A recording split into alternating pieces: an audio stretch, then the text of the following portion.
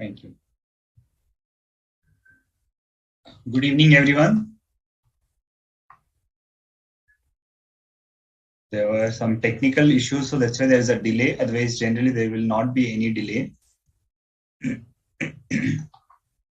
We hope you had a good time yesterday and you had time to revise whatever we had discussed. So now we'll continue with our discussion from where we left. We started with introduction. So today our target will be to finish off the introduction portions, take some MCQs on the introduction, and then we will also discuss, if the time permits, we will start discussion on the supply, because supply is a very important topic. So if we could cover that today, so that we will give you a brief about supply and we could work on understanding supply and we could move ahead then. Great. Welcome everyone. I know few people have logged in before time and we've been waiting. There was some technical glitch. That's why we are late. Otherwise, we will not delay the sessions. Okay. So in the previous sessions, what we understood what is direct tax, what is indirect tax. You had a thorough explanation from Swati ma'am on how to approach for the classes, how to approach for the exams, and what all resources the CA Institute is providing, right? That was very helpful.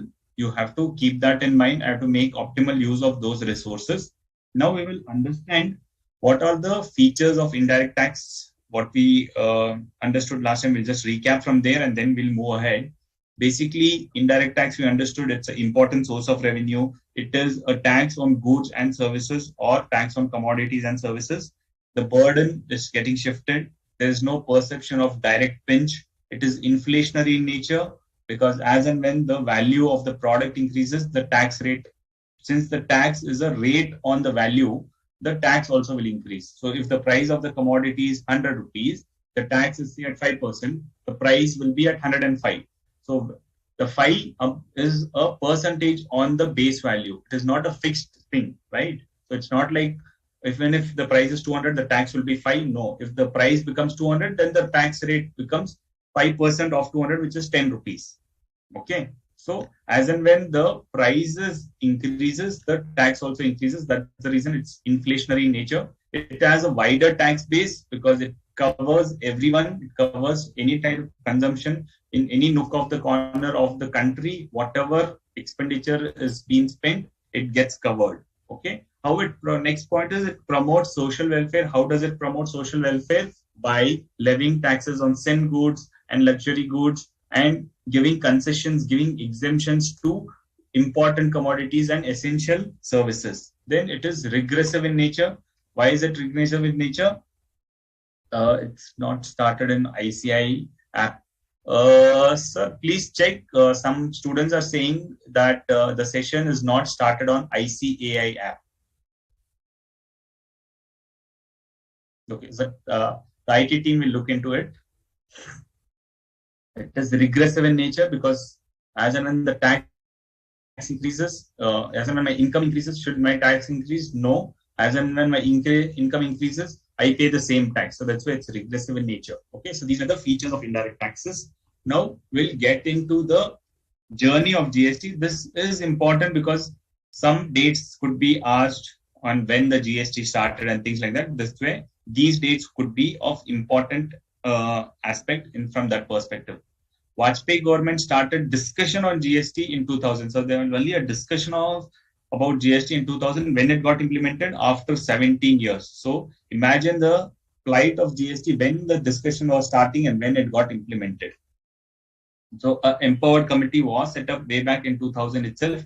In 2006, there was an announcement which was made by the finance minister in the budget in 2007, budget of 2007-8. That's when it was planned to get introduced in 2010, but it didn't happen in 2010 because there were a lot of glitches then. Then the first discussion paper itself was released in 2009, which means that the first discussion paper, the draft of the GST itself came in 2009. Okay. Then in 2011, the movement happened wherein they sought out that yes, there was a constitution amendment which was required. In 2011, Constitution 105th Amendment Bill was introduced. Okay. Now, any bill which was brought into the Parliament has to be passed within some certain point of time. If it is not passed, then it gets lapsed. It gets lapsed. Okay. So the Constitution 115th bill, which was passed, which was introduced, didn't get passed in both houses of Parliament. It got lapsed. So there was a need for another Constitution Amendment Bill to be introduced. How it works is a bill is introduced, it gets approved in Lok Sabha, then it gets approved in Rajya Sabha, then it gets approved by the President to call it as an act. But this bill, which was introduced in 2011, for some reason couldn't get passed in both houses of the Parliament, so it got lapsed. Then in 2013, the GST network, they knew that yes, now or later GST network GST has to come. So who will do all the background work, the backbone, the IT backbone, who will provide? So they set up a company called GST Network, which was a private company, which was set up as a backbone for the GST. Okay, then in 2014, the bill which got lapsed in 2011 was reintroduced as Constitution 122nd Amendment Bill, which was introduced in the Lok Sabha in 2014. Then the Constitution Amendment Act was enacted. So finally, the act came in August 2016. Okay, in August 2016 is when the Constitution Amendment happened. Why Constitution Amendment was required? We have a separate slide on that. We'll discuss, which is very important. What are all the Constitution Amendment bills, amendment clauses which gave way to GST? Okay, so it was very important that Constitution Amendment happened to give a power to the both the center and the state. Right. Last class we had discussed that we have three lists: the center list, list 1, list 2, and list 3. But GST couldn't fit in any of these three lists. That's the reason amendment was required, and this amendment bill came in 2014 and it got passed in August 2016. Okay. After that, what happened? The first GST Council in the Constitution Amendment Bill itself, there were powers given to the GST Council, and the GST Council had their first meeting in September 2016. Then in March 2017, the GST Council recommended that we have to have three acts. One is CGST, one is SGST, and the Compensation Cess Act. Or in where the states are not there, their UTGST, Union Territory GST Act, was required to be passed. So effectively four. One is CGST, SGST, IGST. Of course, I forgot the IGST, UTGST, and the Compensation Cess Act. So these acts were passed. Then in April 2017, the CGST Act, IGST, UTGST, all these acts were passed in the Parliament itself. Okay. Then the GST Council, various meetings were going on. In May 2017, they recommended various rates. In June 2017, everybody had agreed, and all states except the Jammu and Kashmir passed their respective SGST Act. Okay. So CGST Act, IGST Act, and Compensation Cess Act had to be passed at the center level, which got passed in May 2017. All the states had to pass their own act. Okay, so in parallel, whatever is there in the CGST Act is there in the SGST Act also. But SGST Act, suppose I'm in Karnataka, so my state has to pass Karnataka Goods and Service Tax Act, which got passed in June 2017. So each of the state has to pass an act under the respective state legislature. Like if you have one in Rajasthan, the Rajasthan Goods and Service Tax Act has to be passed. All the states in their respective assembly had passed it by June 2017, except Jammu and Kashmir, which came in later on. Okay, so 1st July 2017 was the official date when the GST was launched. Okay, so all states and center are in consensus, and 1st July 2017 GST was introduced across India. And all the old acts which we had seen in the previous slide, the central taxes, the excise, service tax, then the state taxes of VAT, purchase tax, entry tax, all of them were effective only till 30th June 2017. From 1st July 2017, the GST was launched. Okay, on the 8th July 2017, because of the promulgation of wherein Jammu and Kashmir became part of the whole territory of India, the 8th July 2017 SGST Act was passed by the Jammu and Kashmir also. So effectively, generally we see that this act shall apply to the whole of India. Old acts, if you see, it says that this act shall apply to the whole of India except the state of Jammu and Kashmir. But in case of GST, it applies to Jammu and Kashmir also. There was a delay of only 7 days, and from 8th July, Jammu and Kashmir also got passed the as J&K GST Act. Okay, and so that's when all the GST is come into picture. What is the question here? Great, Jinisha, good to see you. On one hand, we say it's regressive in nature. On the other hand, we say it's inflationary in nature. How both? It is inflationary in nature and regressive. There are two terms. It is inflationary because it increases the tax percentage. The tax increases. That's the reason it's inflationary. It is regressive because it is not correlated to the person's income. That way, it is tax increases. That's the reason it's inflationary. Product it is regressive, but is regressive from a individual income earner's perspective. So it is not regressive. It is not correlative to my income. That's why we are calling it as regressive. In the material, it is 122nd amendment. It is 122nd amendment bill. Pooja, what your question is absolutely right. Please note that the Constitution's 102nd amendment bill. So the bill is this, but the effective act is 101st Amendment Act. Okay, so the bill you have a different series number. All the bills doesn't get passed. Like this bill, which was 115th bill, will not become 115th act because act will have a different chronological order. 115th amendment bill was introduced, it didn't get passed, so it didn't get converted into an act. Here, in the 122nd amendment bill was introduced, but the act through which it was the amendment happened is 101st Amendment Act. Okay, clear, Pooja? Is compensation cess same as cess done in income tax? No. In income tax, this compensation cess is different. It is called as a different cess, and here the cess is different.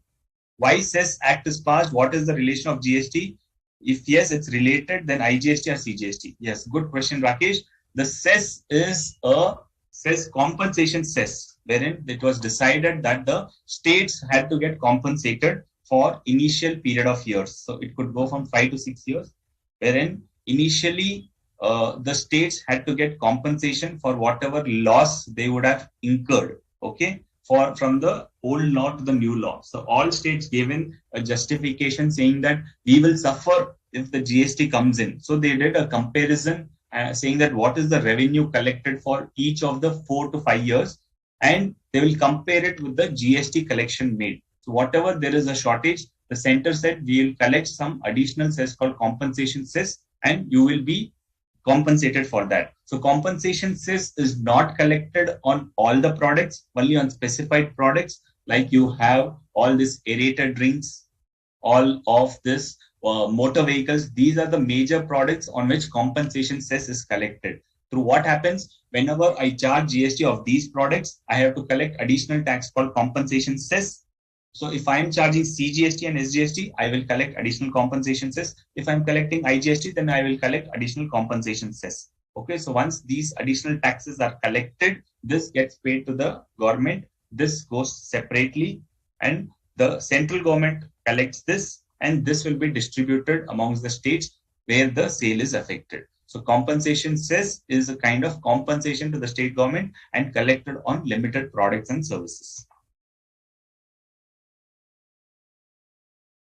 Is this genesis important for examination? From a timelines, from a date perspective, it is important, and it is important from your understanding perspective to get to know whether like compensation cess and etc. has to be paid or no. So you shouldn't get confused later on. Correct. Rakesh, like the MVAT revenue collection trade-off borne by compensation cess to state. Yes, that's the reason why this compensation cess is brought in. So let's move ahead. What about GST? GST is also called as VAT because it's a value-added tax. Like we had said, GST is basically value-added tax, right? How is it value-added? Because I pay tax on the value addition, not on my complete sale. I pay on my complete sale, but it gets collected on value addition because whenever I make a purchase, that gets reduced. So in effect, I am paying on my value addition. So GST is a value-added tax, and in some countries, it is called as value-added tax as well.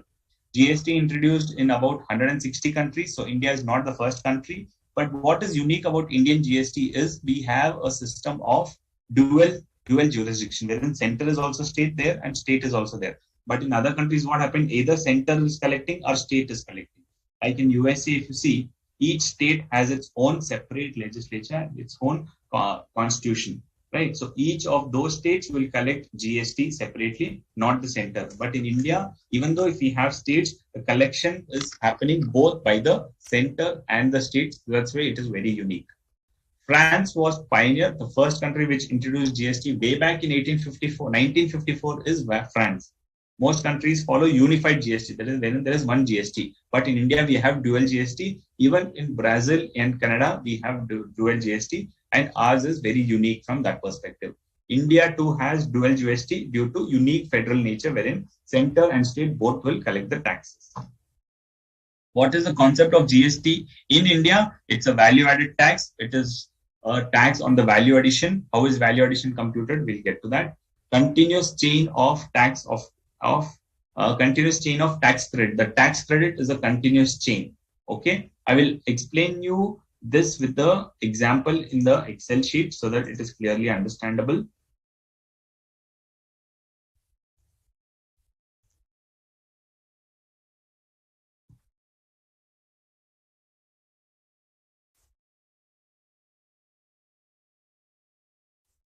Okay, you can see the Excel sheet, right? Wherein what happened in a pre-GST era and what will happen in a post-GST era. First, we'll go to pre-GST era. Okay, so under pre-GST era, we had a manufacturer. Okay, he had his sale value at 10,000 rupees. On this 10,000 rupees, this person will charge excise duty. What was the excise duty? Assuming the excise duty rate was 10%.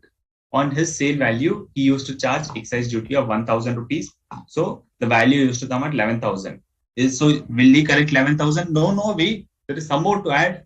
So we had this excise duty going to the central government. On manufacturing, we said no, when any products is manufactured, we collect excise duty. So excise duty was collected.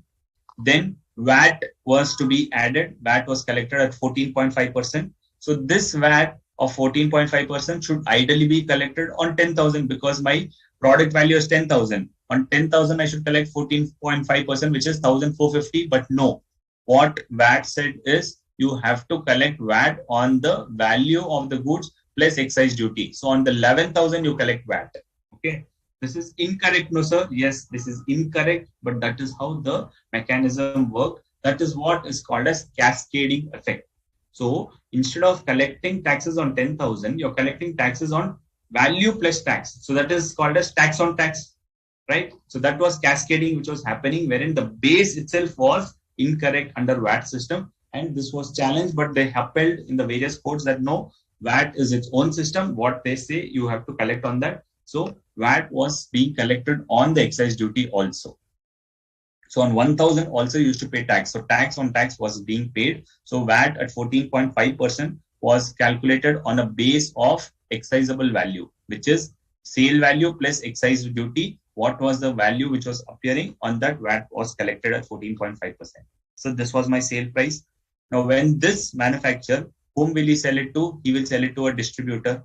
This distributor, for him, his sale value say 15,000 rupees. He will charge only VAT because excise duty is to be levied only by a manufacturer, right? So when a manufacturer used to charge something, he used to charge it, and I will not charge any excise duty because I am not a manufacturer. I'm a distributor. Distributor will charge VAT at 14.5% on the base value. Fine, this is fine. On 15,000, I will charge 14.5%.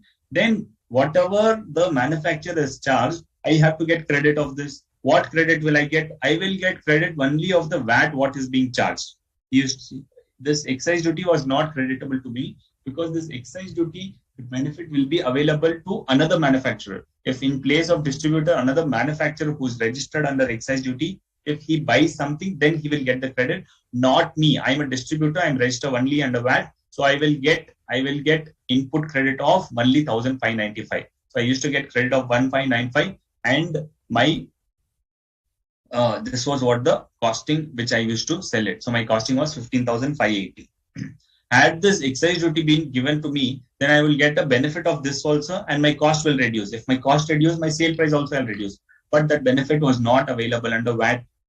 Then when the distributor used to sell it to a retailer, he used to sell at 18,000 rupees. He will charge VAT at 14.5% and he will get input credit what was charged. What was charged 2,175, I'll reduce that and this becomes my cost. Effectively, my cost becomes, even though my sale value is this, the calculation was that I will charge VAT and this was the ultimate calculation what I used to get. Okay, the sale price for me was 18,000 plus 20,650, but I used to reduce this and this was the calculation what I used to get. So ultimate cost to the customer is 18,000 plus 2610, which is 20,610. So you see the chain, how it goes. Excise duty is not creditable. VAT was creditable, but tax on tax used to happen. That's the reason a product which was sale value is 10,000 gets to the customer at 20,610 under pre-GST. Now we'll come to post-GST. I'll take up all your questions later on, but just understand this flow. Under post-GST, what happens? The sale price ultimately to a customer of 20,610 is got reduced to 17,850. How? Under GST, what happens? The sale value is 10,000 rupees. Okay, same value what was there before, 10,000. Manufacturer was sale value. Now also it's 10,000. But excise duty is not there. Excise duty is completely removed. All of that has been subsumed under GST. The GST say on this product is 5%. Then he will charge 5% on this. 10,500 is the price to the distributor. He will charge 14,000 rupees and on that 5%. Then he will get full credit. Earlier, he never used to get excise duty credit. Now excise duty is gone. Whatever GST was charged, he will get full credit of this, right? Now, the sale price of the retailer is 17,000. On that, he will charge 5%. He will get credit of this GST, what is being charged by the wholesaler, right? So ultimately, the price to the customer gets reduced because the GST rate is reduced and the margins also will work, right? They will charge less margin. They will charge less sale price. So the cost to the customer is reduced. Okay. So that's how there is no cascading effect under GST because there's no tax on tax and every tax charged by your supplier is a credit which is available to you. So that's why we say under GST there is no cascading effect. Clear? I will share the screen again. Let me take up questions here.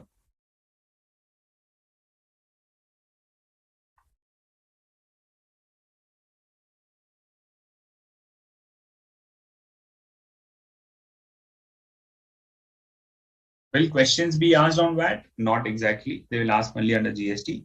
They'll be only for you to understand. I've presented the charts, but no questions will be asked on VAT.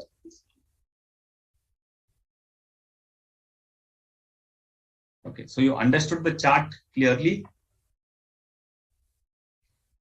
Okay, in pre-GST, the excise duty is borne by all the traders. Yes, in pre-GST, all the excise duty is borne by the person who used to buy from a manufacturer. So he will bear it and he will add it to his cost, and ultimately his sale price will increase.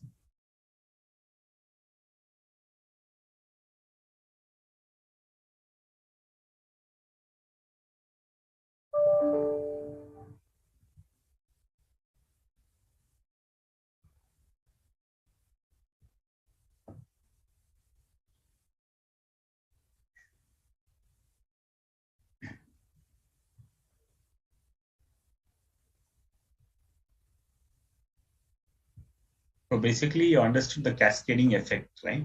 Why is the cost to the consumer not net cost? That is either after getting GST credit, Pooja, the end customer, when I go and buy something, will I get credit if I go and use some hotel services?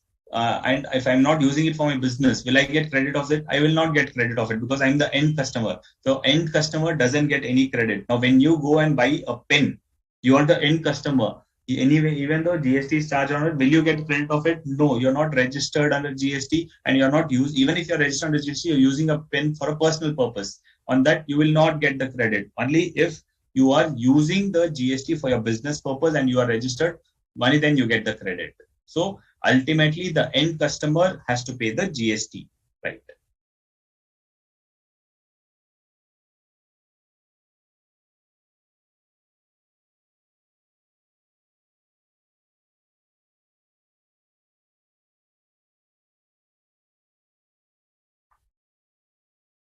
I'll just pop up that chart again. Lavanya, your question is for customer, it should be 17,510. No, it will not be 17,510. 17,510 is only a 150 is only a calculation. But ultimately, what the customer will pay, whatever is the sale value plus GST. So he will pay 17,850 itself.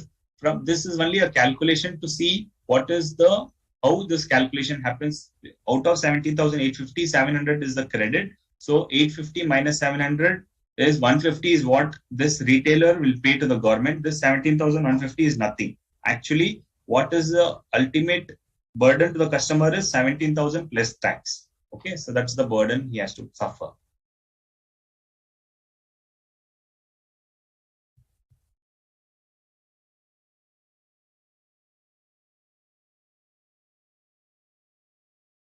Okay, another question is, as SGST and CGST collected together in UTGST collected in isolation or what? No. CGST, if you are there in a state, I am there in a state of Tamil Nadu, so I will collect what is the taxation collected? CGST and SGST is collected. Now, if I am in a union territory of, say, Daman and Diu, then I am a union territory. What taxes I will collect is CGST and not SGST because I'm not a state. So state GST will not apply to me. UTGST will apply to me. So I will collect CGST and a union territory tax. So instead of SGST, UTGST is being replaced. UTGST is not in isolation. UTGST is in replacement of a state GST. If I am in a state, I collect CGST and state GST. If I am in union territory, then I collect CGST and union territory tax.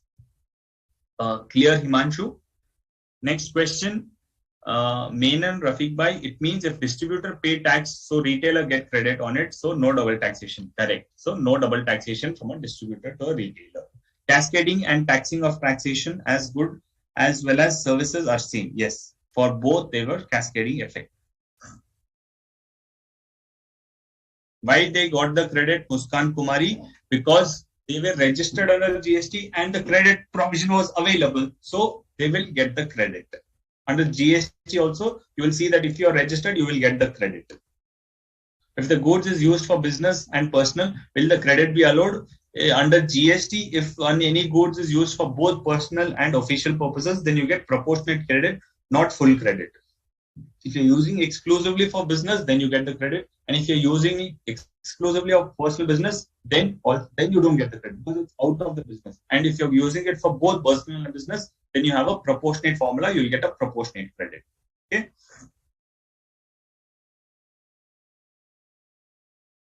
UTGST, is it applicable? We'll come to it. Yeah. UTGST is applicable to union territories, but union territories with government or with legislature.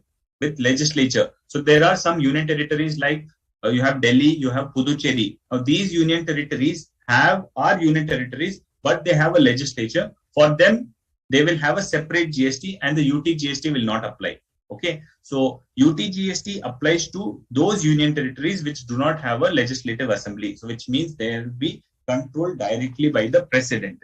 But if there is a union territory with legislature, then they will have it will not be called as a union territory for GST purposes. It will be called union territory for all the other purposes. But union territory with legislature is treated as a state itself. Like Puducherry has its own Puducherry GST Act. Delhi GST has its own Delhi GST Act. So union territories with legislature have a separate GST Act itself. Like in Delhi, just one moment.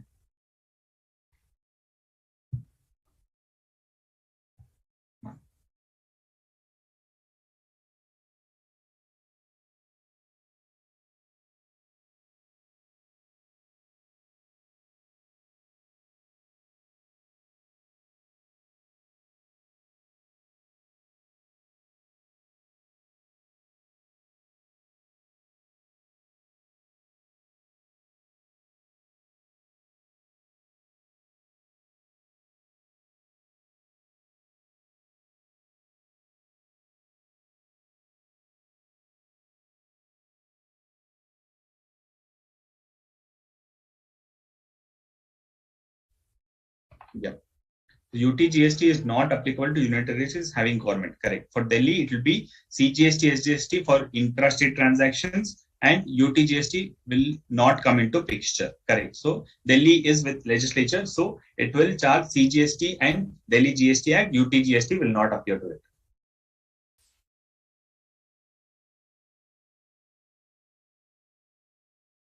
Explain input tax credit. Input tax credit is a credit which is available when I make any purchases from someone. Like I am a trader.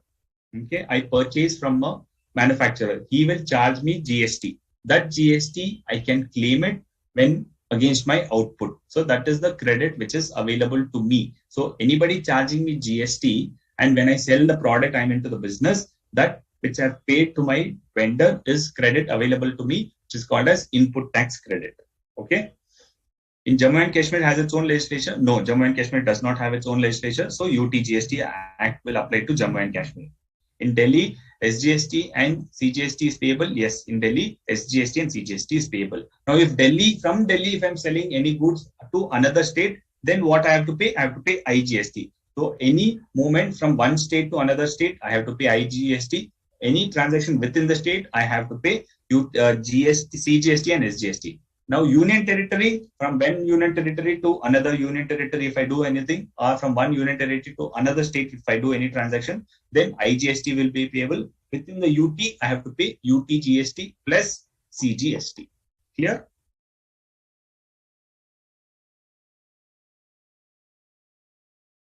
Okay.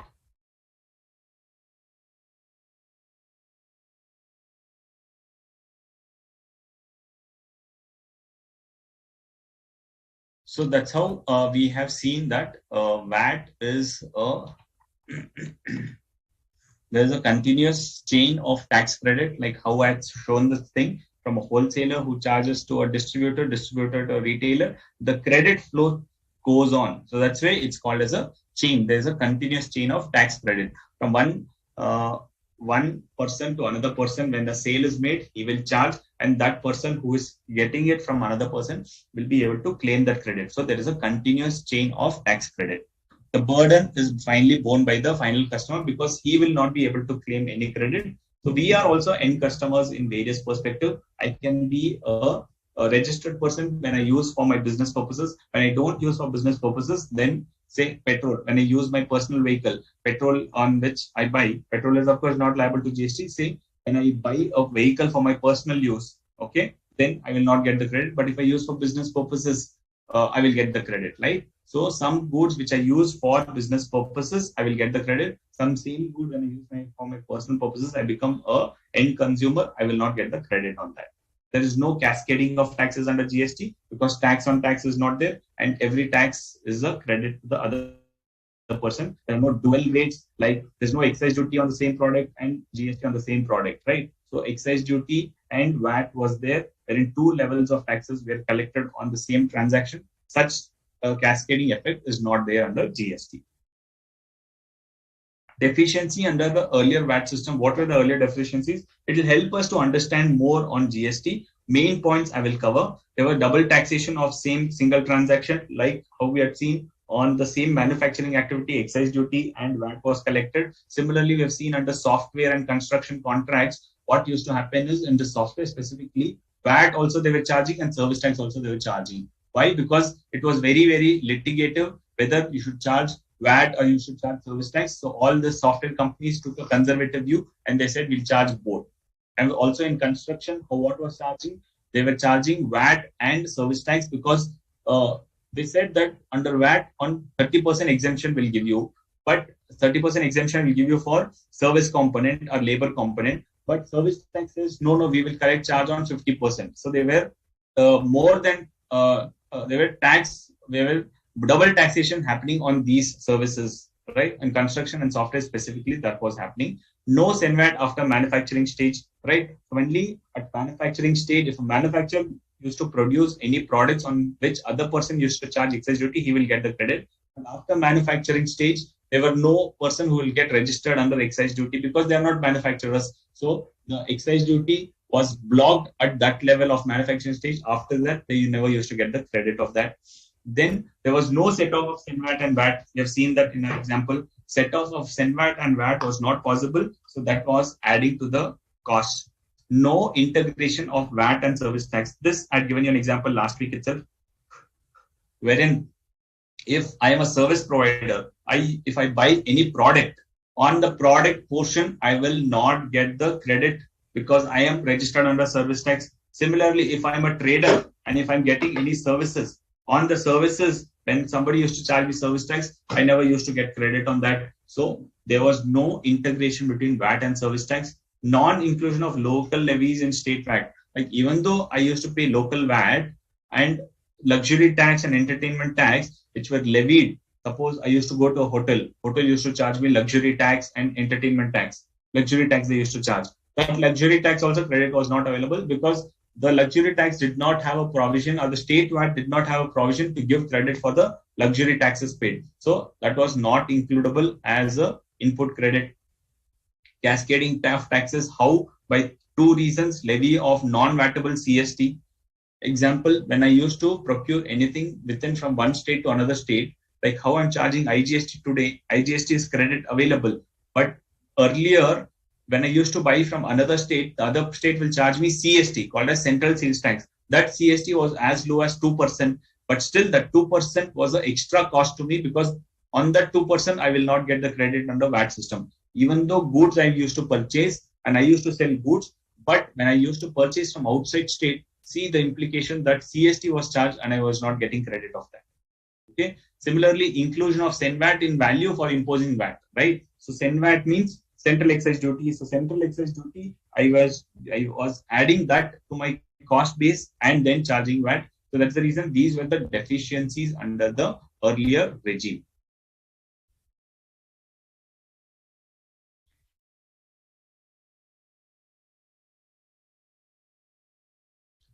Yes, Ms. Kiran, you are not able to understand the difference between input tax credit pre-GST and post-GST. In pre-GST, I said, so if you're a service provider, then you never used to get the credit. But in GST, what happens? Whether you're a service provider or you're a dealer in goods, any credit, anybody charges you, any GST credit is available to you. If a supplier of goods charges you as a service provider, still that credit also is available. So that's the difference. Earlier, only services, whenever somebody charges you service tax, only then that credit was available to you. If you're a service provider, so any goods when you used to buy and GST charge or VAT charge on the goods, that credit was not available to you. But now here in GST, all the credits are available to you. What happens when we return goods to retailer and he has availed input tax credit? We'll come to it. When goods are returned, you can raise a credit note and that credit will be available to you. If Delhi is a union territory, then it will have UTGST and not SGST. No, Delhi is a union territory, but it is a union territory with legislature, right? It has a chief minister of its own state, right? So it means it has a legislature. So then state GST will apply, which will be called as Delhi GST Act. Clear, Pooja? If transaction is done between union territories, then which GST is applied? From one union territory to another union territory, when we make any transaction, then it is between two union territories, then IGST Act only will apply. You have to charge IGST. In your union territory, if you do any transaction, then you have to charge Cgst and UTGST. But if you are doing a transaction between one UTGST and another UTGST, then you have to charge IGST. What is SENVAT? Is the VAT, the central excise duty and service tax put together was called as SENVAT. Whether this credit is given for official journey from railways or airlines, yes, when you travel through railways or airlines, they will charge GST. That is also credit available to you. So if you're using for business purposes, air travel or flight travel, that credit is also available to you. Sir, how will department verify whether I'm using bike for business or personal purposes? All these things we're doing in a legal manner. So it is under a self-assessment module wherein you have to decide whether you're doing for business or non-business and you claim the credit. Suppose if I'm using for personal purpose and I am claiming credit for business, so it will not be in my business asset, right? It will not be in my fixed assets. It will not be expenses of that will not be from my business. Those are all the other evidences which department will gather. Now they will not get to know because They have given it open, saying that use anything and claim it correctly. Whether you are claiming correctly or no, the department will do an audit and then they will find out. Right? Now, whether audit will come to me or no, will everybody get audited? No, everybody will not get audited. Yeah, but whenever you get caught, then it's a burden to you, right? So you as a tax consultant, as a professional, as an ethical professional, you have to make sure in your mind that you don't get this question, how will department find out? How will the tax professional find out is what you have to inform the client. If a tax professional gets to know something, then he has to inform the client in a right manner. We are professionals, we are known for our integrity, so we should tell the client to follow the right thing and not give him escape route saying that no, officer will not find out. Officer will not find out. If he finds out, then lot of penalties is there. But as a tax professionals, we are nation builders, so we should advise the client in a right manner. Can you please explain the point on no set of SENVAT and VAT? देखिए अभी जब CENVAT और VAT का lot of questions आ रहे हैं और थोड़ा हिंदी में समझाऊंगा तो आपको समझ में आएगा. Lavanya, hope you will also understand this clearly. जब भी मैं कुछ परचेज करता था अंडर पुराने स्कीम में, ओके, तो सेनवैट का मतलब क्या है? एक्साइज और सर्विस टैक्स, ये दोनों सेंटर के एक्ट थे, तो इन दोनों को मिला के सेनवैट बोला जाता था. और लोकल परचेजेस जब करते थे उसको वैट कहते थे. जब मैं एक प्रोडक्ट खरीदता हूं तब उसके ऊपर एक्साइज ड्यूटी लगता था. वो एक्साइज ड्यूटी जो है सेंट्रल गवर्नमेंट का था, राइट? एक्साइज और सर्विस टैक्स सेंट्रल के हाथ में थे. तो इसका credit as a VAT dealer मुझे नहीं मिलता था. तो ये मुझे एक्स्ट्रा बर्डन लगते थे. जब ये एक्स्ट्रा बर्डन थे तब इसके क्रेडिट मुझे नहीं मिलते थे.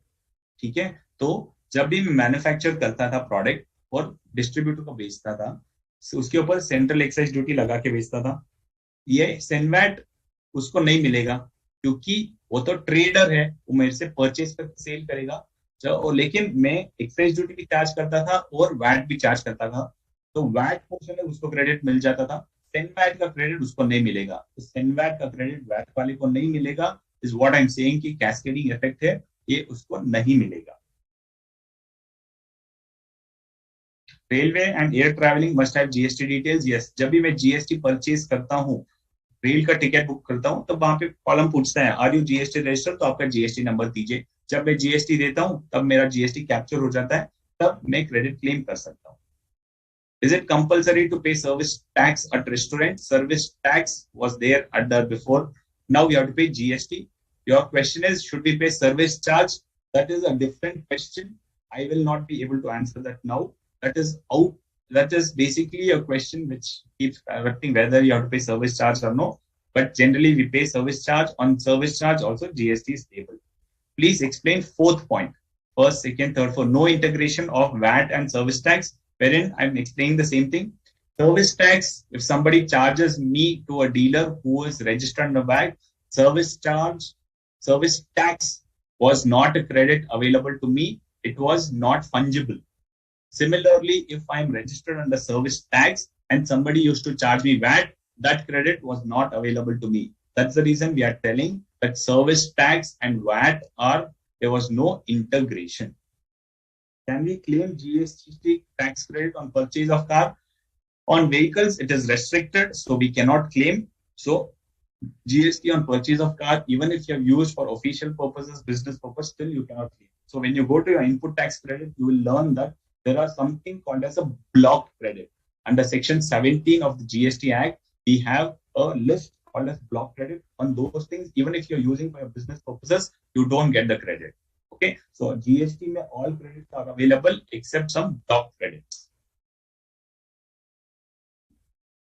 Great. Let's move ahead now. What is the framework of GST in India? Basically, it's a dual GST. What kind of dual GST? Cgst is called a central goods and service tax. SGST is state goods and service tax. So when I make any intrastate supply, I will charge Cgst and SGST.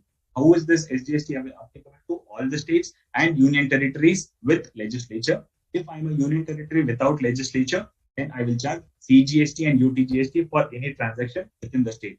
if I do any transaction from one state to another state, from one state to another union territory, or from one union territory to state, or from one union territory to another union territory, then I will charge IGST. And whenever I do export and I do any import, then also it is treated as an interstate transaction and IGST is applicable. That's the reason when I import something, I pay customs duty and IGST, not CGST and SGST.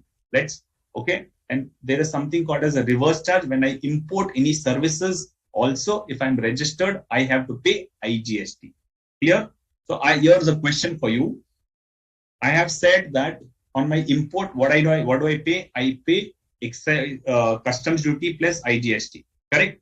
Now, if that port is from a different state, then okay, interstate transaction ho gaya. But if the port is in the same state, I am in Karnataka, I am staying in Bangalore, I have a port in Mangalore. Okay, Mangalore has a port. Now, I imported some goods in Mangalore. From Mangalore, it comes here. So, should I pay customs duty plus IGST, or can I say I'm in the same state, so I will pay customs duty and CGST, SGST? What is your view?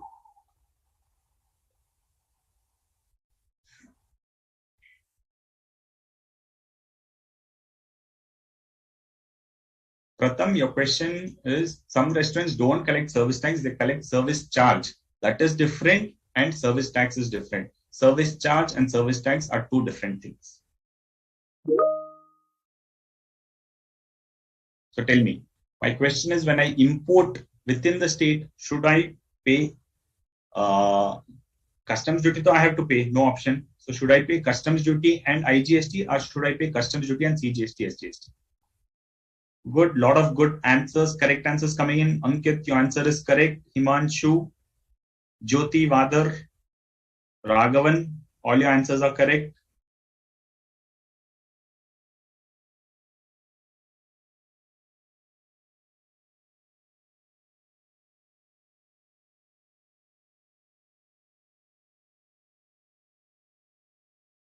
Okay. Some people are of the view that it should be customs duty and CGST and SGST because then it is an intrastate transaction, right? From that port, I'm getting it here. And Sakshi, Ankit, few other people, Somesh, of the view that customs and CGST and SGST too should be charged. But that's not correct, because they have clearly specified that when we do any import transaction, on import, we have to pay IGST itself. So even if you import in your same place, so in Bangalore, like Mangalore example, what I've given, if I clear it from there, still, even though if it is in the same state, the Act specifically clearly says that import transaction is always treated as an interstate transaction. So we have to pay customs duty plus IGST itself. So when I do any transaction within the state also, but the goods are coming from outside India to India, so it will always be leviable to customs duty plus IGST itself. Okay, because imports is considered as interstate transaction. Clear? Legislature framework, it has a good legislative framework, right? The framework of GST has a legislative background.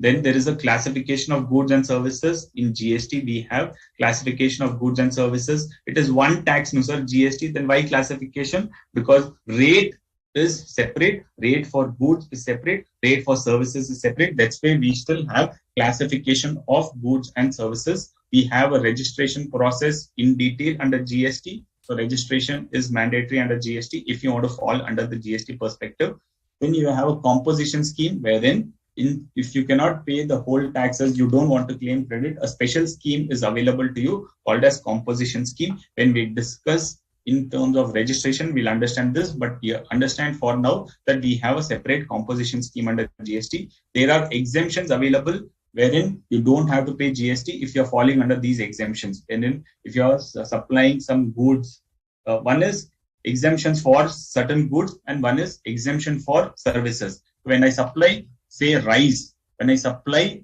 jaggery, when I supply vegetables, it is exempted. Irrespective of whom I supply, these products are exempted. So there is exemption on the goods per se, and there is exemption on services on whom I supply. So if I supply supply some goods to an education institution, then it is exempted. When I supply some services to an education institution, then it is exempted. Some services, if I render the services, if I suppose a charitable organization render some services, then they are exempt.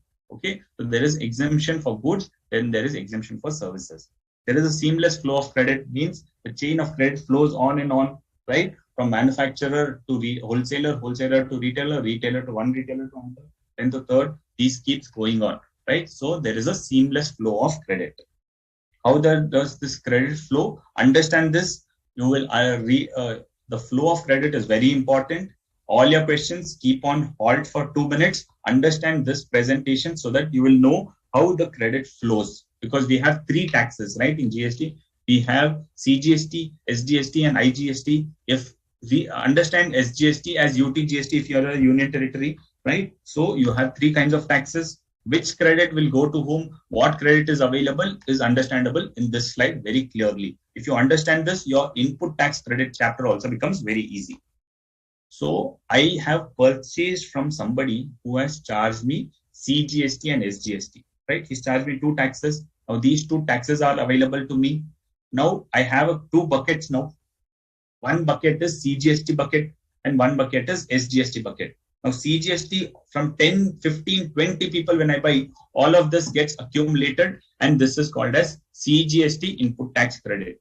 Now this Cgst input tax credit, how you can utilize? I can utilize this Cgst input tax credit for my Cgst output. When I have purchased locally and I sell locally, I will charge Cgst and SGST. Now this Cgst which I charge, right? Should I pay this fully? I will collect it, but I've already paid the Cgst to my vendor.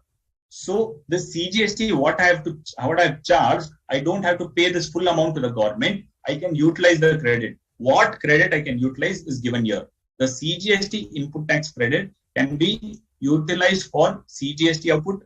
Still, if some credit is left out, then I can utilize for my IGST payment. So Cgst credit, I have to first utilize completely towards Cgst payment. Then I can utilize for my IGST payment. Second, I will also have similarly SGST credit.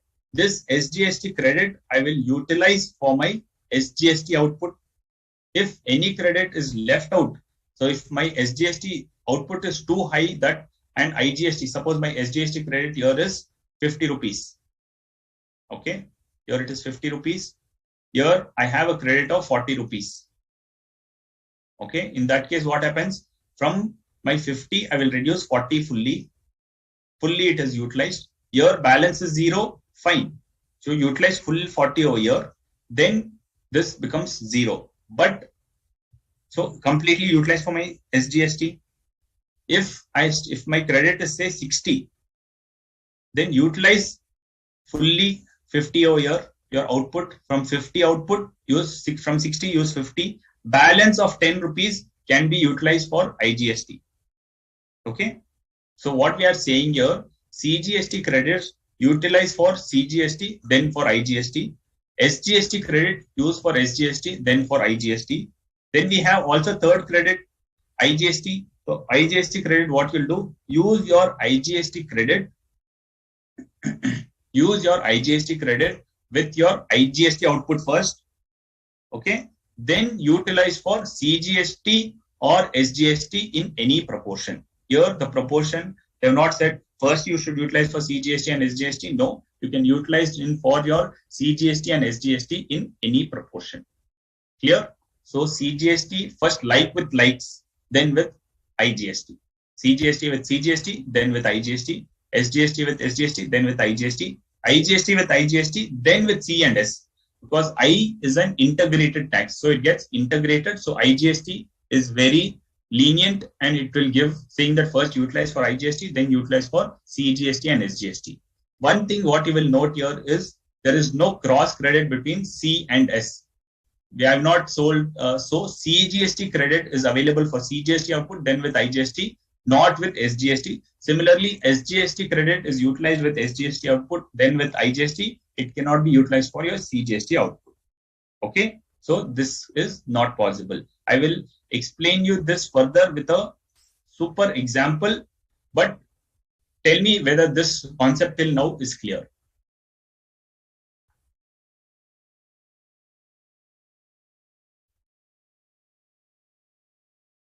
Who collects IGST? Ultimately, the supplier only will collect.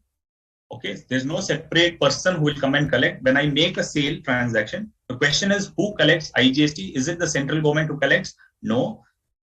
I, as a supplier, I will collect. I will deposit when I make my GST returns. I will have to mention that, okay, these are the IGST sales I've made, and these are the local sales I've made, and this is the taxes I've collected. So when I make an interstate transaction, I will collect IGST on that, and this IGST I deposit to IGST account, which goes to central government. When I make an intrastate sales, local sales, I will charge CGST and SGST. CGST I will deposit in the central government, SGST to the state government. I don't have to make separate things, but the mechanism works like that. I will make one payment and do the segregation. At the back end, the government will see, okay, CGST have collected so much and you have reported. CGST portion, all accumulated, goes to the central. SGST portion goes to the state. IGST goes to the central again. Clear?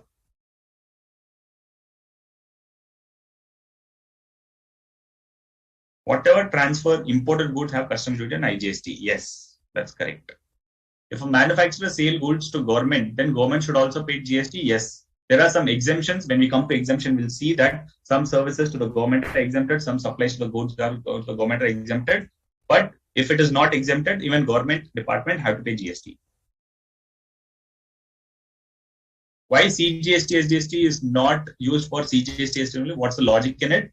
They don't want that everything gets, it's not fungible. To that extent, CGST and SGST is not fungible. So they've said that whatever IGST is a middle track, whatever IGST credit you have, that you utilize, but C and S will not sync. Good, super clear, very nice. Exemption means GST is not allowed? No, exemption means when I supply some goods, I don't have to charge GST. That is the meaning of exemption. Clear. You can give an example. Yes, I can give an example.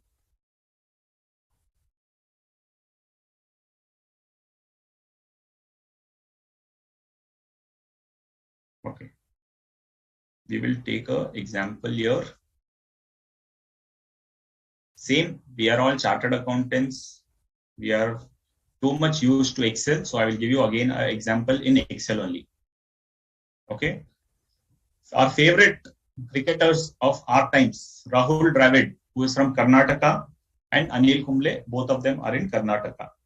Now, there is a supply within the state. Now, whether it's supply of goods or services, not a matter of question for us. What is important for us is that there is a supply between these two people who are within Karnataka, because you are trying to understand what type of tax has to be charged and how the tax moves. Okay. There is a supply between Rahul Dravid and Anil Kumble within the state. So what they will charge, CGST and SGST, correct? So when I'm supplying, Rahul Dravid is supplying to Anil Kumble. He's charging 10,000. On that, he will charge CGST and SGST of 99%. Say the rate is 18%. 18% means 9% CGST, 9% SGST. Then he will charge 11,800. Now, Rahul Dravid is supplying to Anil Kumble. Both are registered person. Once he is registered, only then he can charge. If he is not registered, what he'll do? He will not charge GST. He will supply at 10,000 rupees only. Now he is registered under GST, so he will charge 9% CGST, 9% SGST. When I pay to the government, 900 goes to CGST, which is central government. 9% goes to state government, which is Karnataka in this case. Clear? Only two, nothing to Delhi as of now. So only these two, no IGST also, nothing to be paid now. Clear? So within the state, fine. Then what happens? Anil Kumble supplies it to Delhi. So it is an interstate transaction, right? What is his value? He is having his margin and he is charging at 12,000 rupees. On this, he is charging 18% because IGST one rate, interstate transaction from Karnataka to Delhi, interstate, right? IGST 2,160. What is the charge? So total selling price is 14,160. Now, since he is registered, first he is payable. Now he has to pay 2,160. Correct? 2,160 he has to pay. He has brought from another person. IGST he has to pay, but credit of CGST and SGST he can utilize. So IGST payable, credit of CGST, how much? This 900 rupees will come here. Credit of CGST is available. Then credit of SGST is also available, because we said SGST can be utilized for SGST first and then with IGST, correct? So SGST credit is also available. So 900 he will reduce and pay 360 rupees to the government. Fine. So how does this happen? He will pay 360 to the government. What happens at the back end? 360 finally goes to the central government because IGST, right? IGST means central government. So IGST 360 rupees, what I deposit as IGST goes to the central government. After it goes to the central government, what happens? This 900 credit gets transferred, right? 2,160 I will charge, but I will utilize the credit. When I utilize the credit, 900 rupees goes to the central government. How does it go? It gets reduced from the state government share. Okay, from the state government share it reduces, and finally it goes to the central government. So finally, what happens? I have to pay IGST of 2,160, 360 plus 900 over here is 2,160. That is how the backend system works. But for us to understand, when I charge IGST, I will charge IGST at 2,160. From the backend, this government will take from the Karnataka government and give it to the central government. Okay. It is not there in your study material, but for us to clear our minds, I've given this example, how at the back end it works. Ultimately, 2,160 has to go as to the central government. So it has gone here, 900 plus 900 plus 360, 2,160. So this is credit of SGST. The government will take from state government and give it to the central government. Okay. Then moving ahead, supply of within the state. Now, the Sehwag is supplying to Ishan Sharma, who both are in Delhi. So within Delhi means what they will charge? They will charge local taxes, Cgst and SGST 99%. Now here, see, Cgst is payable 1296. How much did this person charge me? He's charged me 2,160 IGST, right? I have this 2,160 as a credit available with me. IGST I can utilize for Cgst. Yes. So Cgst 1296, which is what is charged here. This I will utilize from the 2,160 credit which I have. So anything is payable, nothing is payable. Then SGST is payable 1296. But do I have credit? Out of 2,160 IGST, what is charged to me? 1296 I've already offset. Correct? Simple maths. 2,160 में से I have reduced 1296. इतना कम हो गया है. Balance कितना बचा है? 864. 864 is the credit of IGST which is available to me. Do I have any credit of SGST? Nothing. So I cannot utilize anything. Balance how much is payable? 432. So 432 I will pay to the government. Right? So 432 goes to state government.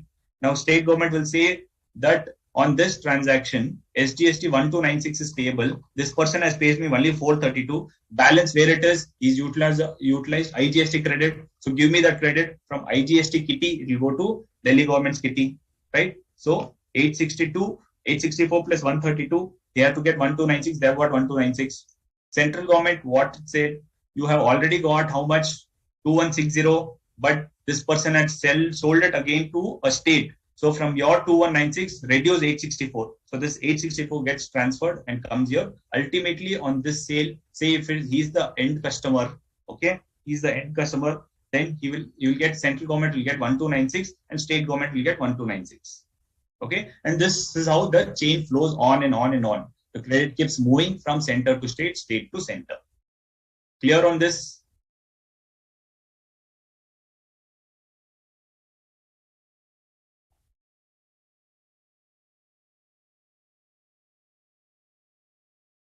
Whether we claim ITSC at the time of payment or at the year end, we claim ITC at the time of payment. So monthly, when you file a returns, you claim the credit. Can CGST be set off against IGST? Yes, it can be set off. Retailer, dealer, manufacturer, all paid GST? Yes, all paid GST. Great. So my example was really fast to make you understand and be with me. That's the reason I've made the example very fast. But that's how the credit flows.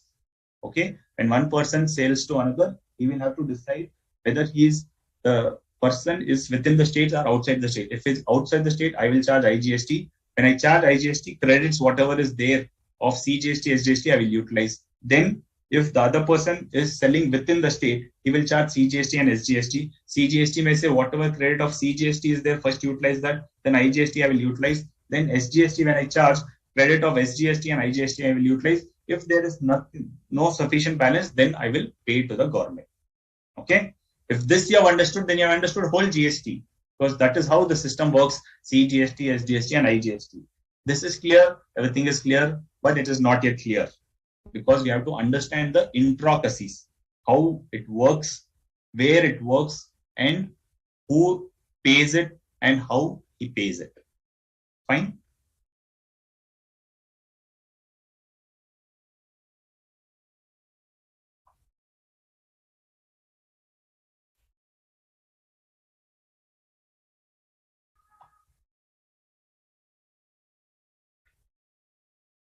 Okay.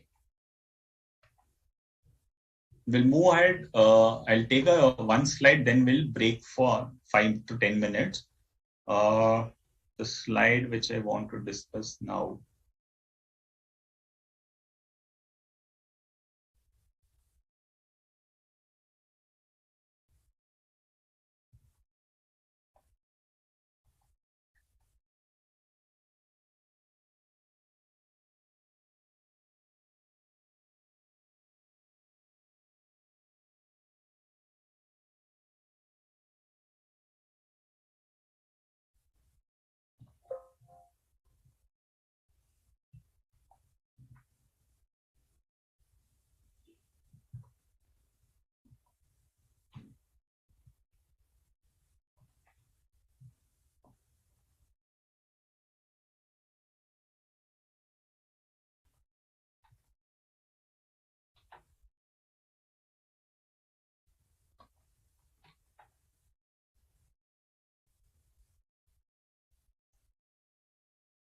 Okay.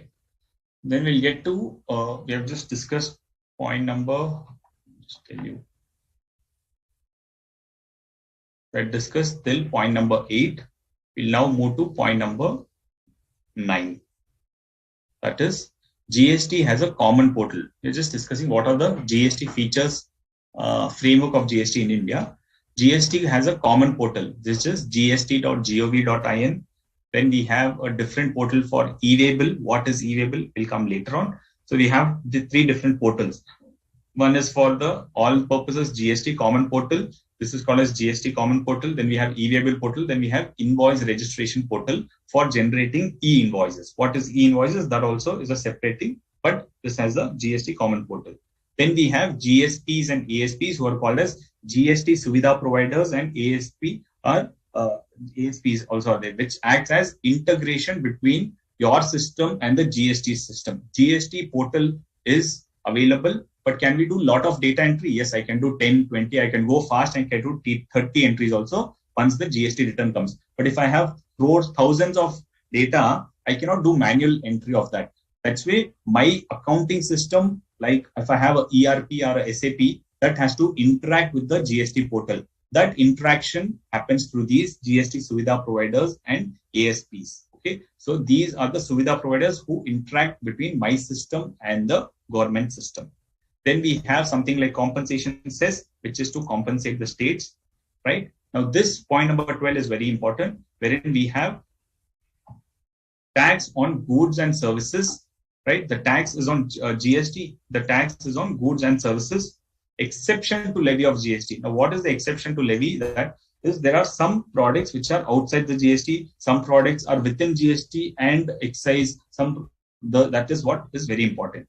Like alcoholic for liquor consumption is outside the GST perspective. So alcoholic liquor for human consumption is a major revenue to the state. So they're still continuing to levy the state excise.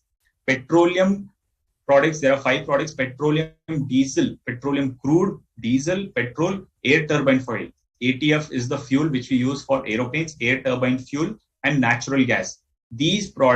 On these products, central excise duty and VAT, and if it is interstate, CST. So central excise duty and VAT is still levied for petroleum products. Okay.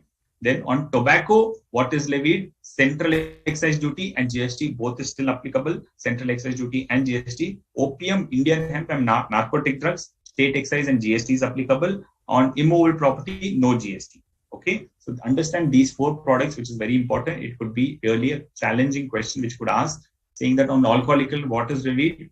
No, GST is not levied. But what is levied? State excise is levied. Petroleum products, what is levied? Central excise duty and VAT is levied. On tobacco, central excise duty and GST is levied. On opium, Indian hemp and narcotic drugs, state excise and GST is levied. Okay. Any questions here? What is the meaning of regular tax levy and compensation tax levy? So regular tax, what we pay 5%, 18% or 12%, whatever is the rate available on the product, that is a regular tax. A composition tax means a special rate is given to you. So even if your rate is 12%, when it's 12%, you can claim the credit and pay 12%. But if it's a composition cess, composition tax, compensation cess is different, composition levy is different. Composition levy means it's a special rate, say it's a rate of only 1%. Special rate is given saying you pay 1% on it. Don't collect tax from the customer and don't take credit. You pay 1%. You're a special person. You're a small trader. We will not come you for much of assessment and things like that. Just file a simple return and you're done. So you don't have to file complicated returns. You have to file a simple return. So you're under composition levy. Clear, Afrin? So it's a simple return and simple rate of tax. They're called as composition taxpayers. What is meant by Suvidha providers? If I tell you, Suvidha providers means GSP, or they are called as GST Suvidha providers, wherein they interact or act as a mediator between the complicated systems and the accounting software. So they make it simple and bring up solutions wherein you can enter data in a simple way, and you can reproduce, copy paste your data from your accounting software to that, so that it gets converted and gets transmitted to the GST port. Indian hemp narcotics are all called as restricted products, wherein it is banned products kind of thing, but still for some medical purposes when used, then they are called as the narcotic products. Compensation is to be provided to a state for a period of 5 years from the date on which state brings its GST Act into force. That means after completion of 5 years, no cess is to be charged, or only compensation cess is not provided to states. No, after 5 years, they shouldn't charge any cess. If they will not charge any cess, then the compensation also will not be paid to the respective state government. So compensation cess will be there only for 5 years, 17, 18, 19, 20, 21, 22. So up till this month, there will be compensation cess. After that, there will not be compensation cess. But they can extend it. Most probably, there will be an extension of this compensation cess. Exempt GST and non-GST are same? No. Exempt GST means GST is exempted. Non-GST goods means those goods on which GST itself is not there. Right? We'll see those 5 products, right, wherein GST is not there. They are called as non-GST products. But exempt GST means, suppose educational institution. It is not there as a not GST. It is there, but there's an exemption which is given. So they are all exempt GST, not non-GST. Petroleum products, all of these things are not there under the Act itself. They are non-GST. Like educational systems, they are there, but an exemption is given. They are called as exempt products. Okay. So we'll take a break over here for 5 to 7 minutes and we'll come back at 7:30.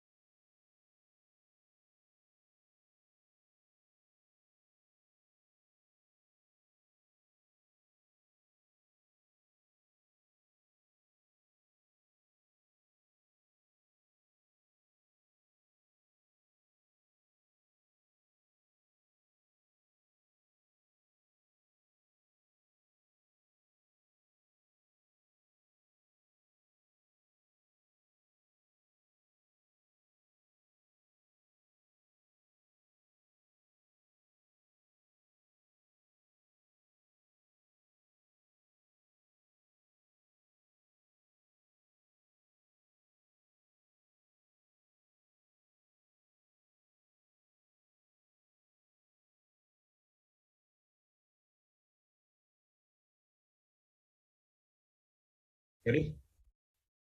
Okay, fine. Uh, Now we'll understand the benefits of GST. Okay. So what does it benefit? It is benefit to the economy. It's simplified tax structure. It's made compliance easy. And what is it made advantage to the trade and industry? So these are all self-explanatory thing wherein a detailed explanation is given. Wherein I could just tell you the important points. How does it boost investments and exports? It boosts investments and exports because you're making the tax less burdensome, right? It's not, you're not burdening the people with saying that you have to pay taxes on taxes. Like earlier, how excise was there and service tax was there on the same transaction. Two taxes were levied, but now you're making it simple and you're making it clear. That's why your investments will increase. Wherein foreign investments to India will increase and your exports will be encouraged because you're giving a lot of benefits to exporters.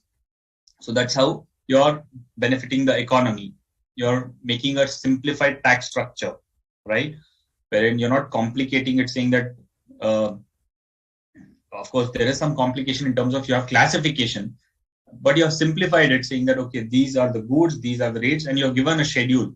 You'll see that there is a schedule where it's called as a classification for goods, whether they are goods or services. If there's any confusion, like software, we had that confusion under earlier law. Here they've clarified, saying that software is a service.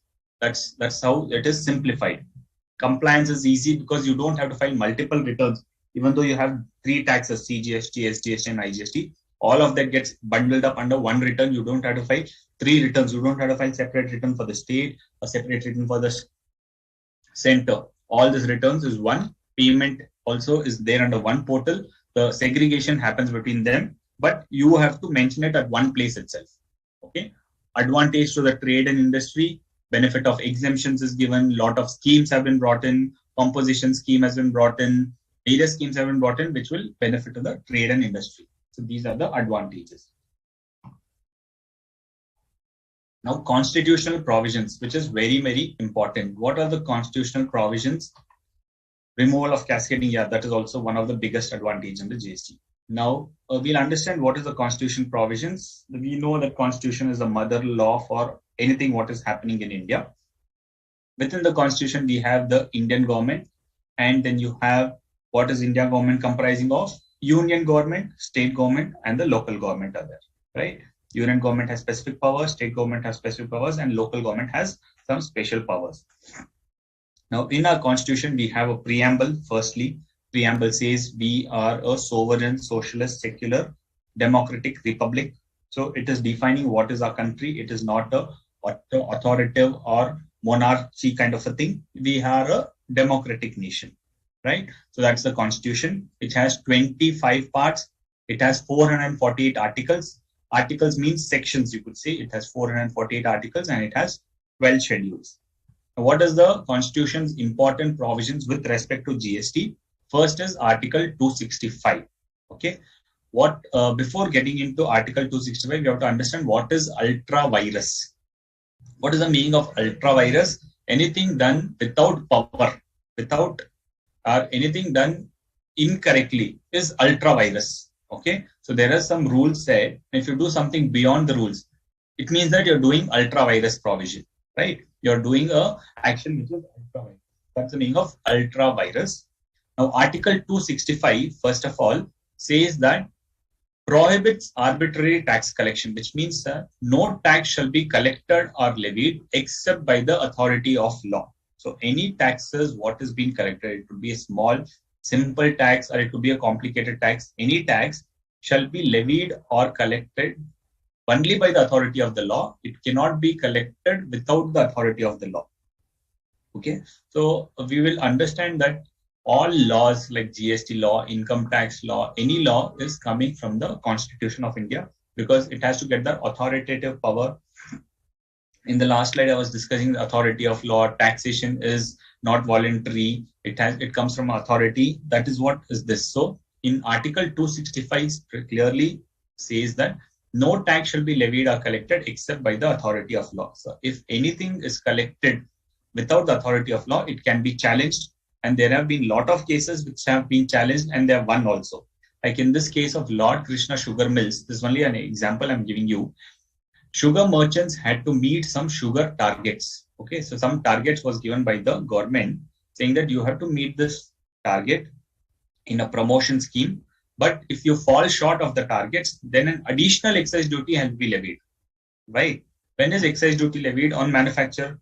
But these guys were not manufacturing, they were only exporting. They said if you don't export your limit, then we will charge additional excise duty. The government on its own, without the power given, it said that we will set this target and we'll collect excise duty.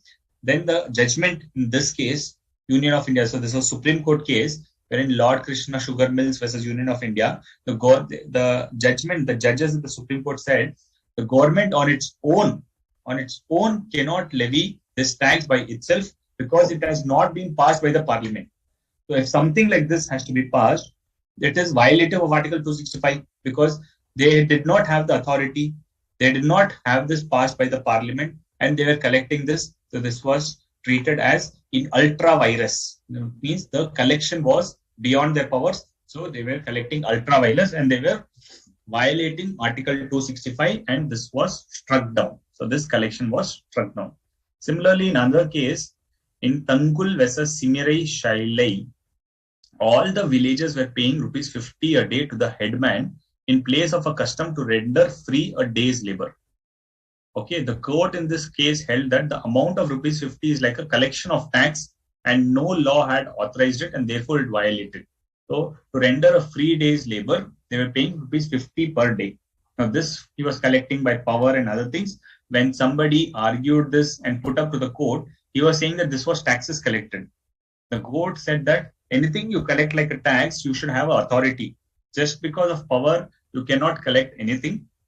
If you're collecting something beyond the powers, then it was held as ultra virus and it was violative of Article 265. This was not permitted. So Article 265 is very important. It says for any law, pre, post, anywhere, no tax shall be levied or collected except by the authority of law. Levy means imposition when all the taxing ingredients are found to be present in a taxation levy. So any taxes, what is being collected, there has to be a levy provision. First is, it should not be in violation of Article 265. Then it should be a valid levy. For a valid levy, there are 5 ingredients which are necessary. There should be a taxable event. There should be a tax measure. And the rate of tax should be mentioned and person who will pay. So these 4 ingredients should be present in any law. What is the taxable event? When the tax will be collected. Like in excise, on the manufacturing activity, excise duty will be collected. Similarly, under GST, on a supply, GST will be collected. So there is a taxable event. There is a tax measure on what tax will be collected. Is it per transaction basis or is it based on value? So generally, tax is collected on the value at some percentage. Then rate of tax has to be spelled out. It cannot be a open-ended rate. There should be a clear rate. And who will pay the tax? These are the 4 ingredients which should be there in a taxation statute to consider it as a proper levy. Okay, then that is the introduction of levy. Article 245 further says that Parliament may make laws for the whole or any part of India. Okay, so Article 245 said that Parliament may make laws for whole or any part of India. Legislature of a state may make laws for whole or any part of the respective state. Right, any state power will be with the legislative of the state. On whole of the India, Parliament will make. Then no law made by the Parliament will be invalidated due to extraterritorial operation. Right, like we have TDS on foreign payments, IGST on imports. All these laws which is passed by the Parliament will be invalid. No law will be invalidated. So any law which is being passed, it will not become invalidated due to extraterritorial operation. Because when I do an import on my foreign transaction, I'm levying. Still, it is said that based on your taxing, based on the control, based on the economy, if you're taxing any import transaction, that will also be treated as valid. So if somebody is challenging, saying that you are GST is trying to levy a tax on my import, and import is happening from outside India, how can GST levy? They're saying that it still be valid because it is for the purpose of protection. Because on import, if you don't pay charge tax, then what happens? More import will happen and local consumption will reduce. That's the reason they're saying imports also, if you're collecting, if they are challenging that it is an extraterritorial operation, is still valid. So Parliament is giving that power to the government. It implies that central can make for state also. Okay, so central can make powers for the state also. Then you have Article 246, which provides authority to union and state government for levying tax. So one is Article 245 says who can make laws, and Article 246 is giving that powers. Okay, under Article 246 itself, who will get the powers is given in terms of 7th schedule, which we are discussing. Article 246 has given the powers under 7th schedule. In this, you have 3 lists: union list, state list, and concurrent list. Under this union list, entry 82 and 89, these are related to taxation laws. Under state list, you have 45 to 63, and under concurrent list, you have entry 44. So these are the 3 lists which are there. Is GST there under any of these lists? No, it is not there, because the power under union, like central excise, service tax were there. VAT and luxury tax, entertainment tax, those were there under list 2. List 3 had some items like stamp duty, okay, stamp duty collection. Then you had this concurrent list, stamp duty, both will have the power. That is the one example which I think of, which is there under concurrent list. Okay, but GST was not there. They cannot put GST under union list also and state list also, because then there'll be a fight. Saying state will tell GST is there under my list, I will collect 100%. Union will tell GST is there under my list, so I will collect 100%, I will not give you. To avoid that fight, they couldn't put it anywhere under this thing. That's why they had to amend the constitution and to give equal powers to state and center, so that the fight also doesn't happen and tax is also collected properly. So to do that, what did they do? Did they add another list? No, they didn't add another list. Have they made any changes saying that 50% of GST can be collected by unions, 50% by state? No, that also they didn't do, because later on, if they say that we want to change the percentage, they cannot go to constitution amendment always. Constitution amendment is a very important thing, cannot happen now and then. Unlike we have a budget yearly, constitution doesn't get changed annually. It gets changed only when some critical aspect happens. Okay, because constitution is the main foundation of the system of the country. So amendment to the constitution is not so easy.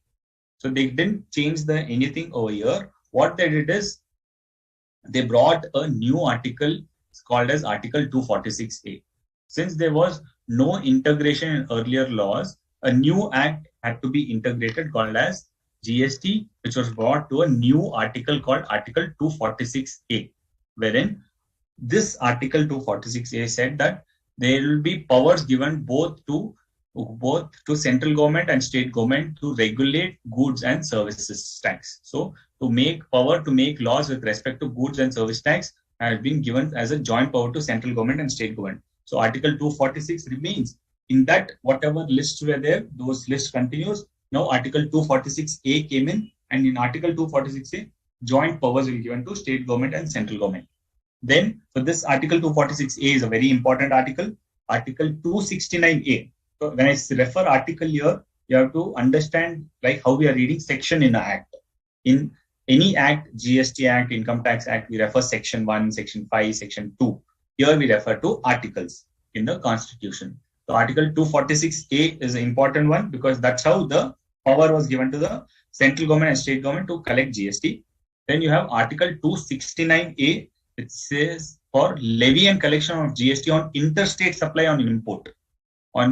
So here 246A, power is given to central government and state government for intrastate supply. Interstate supply and imports, special power is given under Article 269A to the central government only.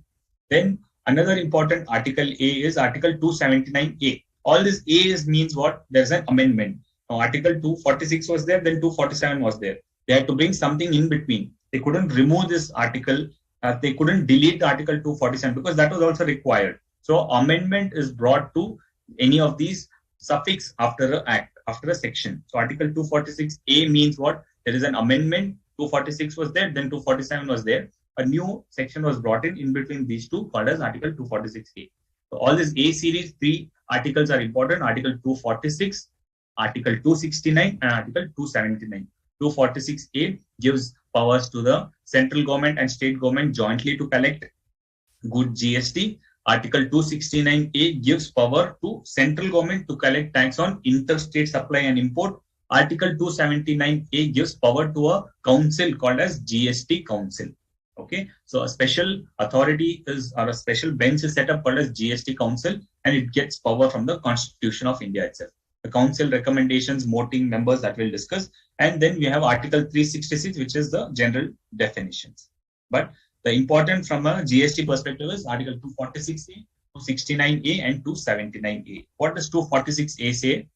Notwithstanding anything contained in Article 246, notwithstanding means whatever is said in 246, irrespective of that. What did 246A say? That central government will have special power, have powers to collect this taxes, state government will have powers to collect these taxes, and concurrent list will have power to these taxes. I will ignore all of that and come to this. Notwithstanding, the impact is that. Notwithstanding whatever is there in Article 246, I will leave that and come to this.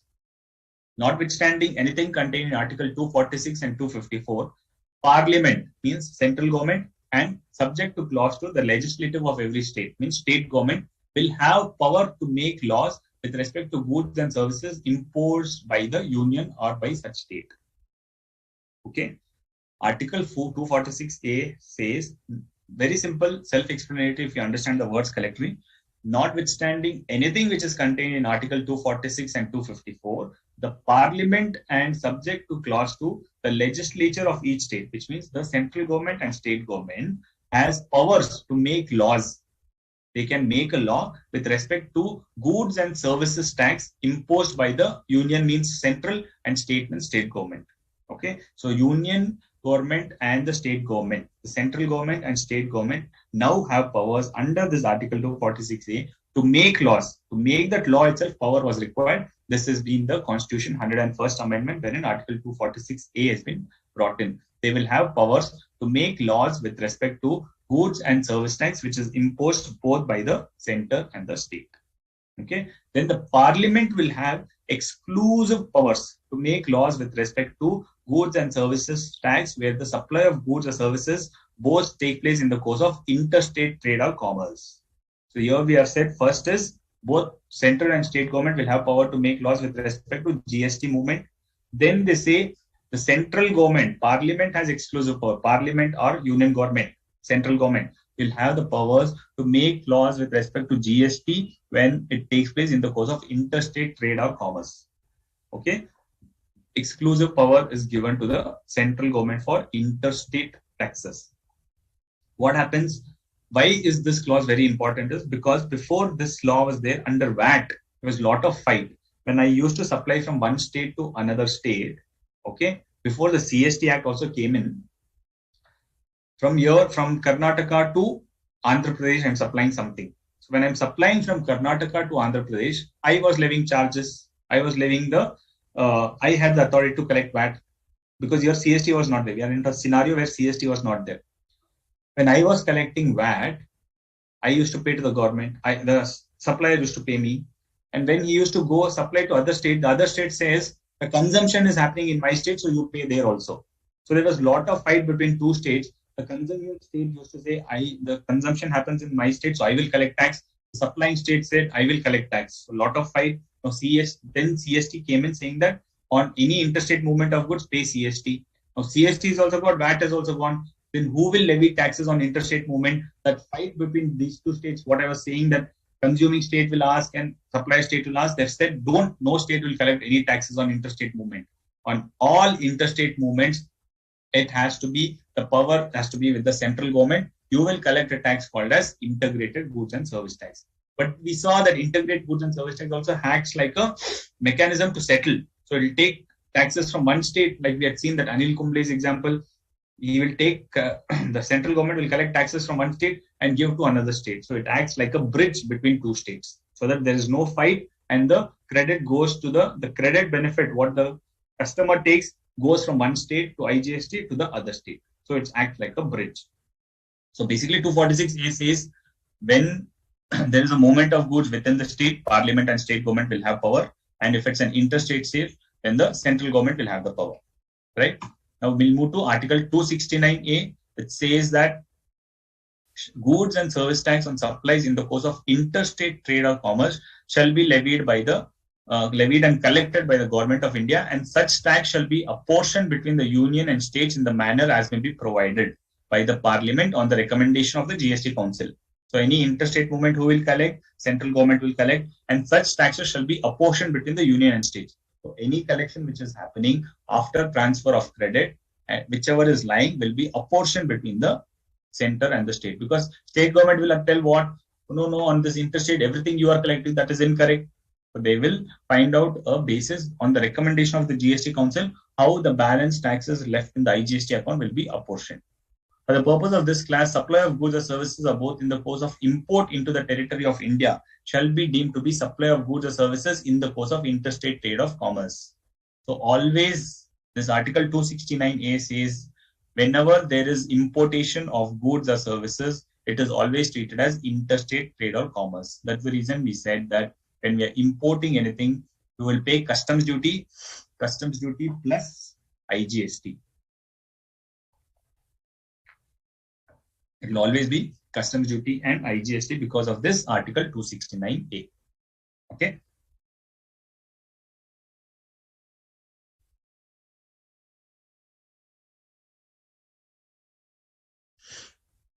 What does for the Article 269A say?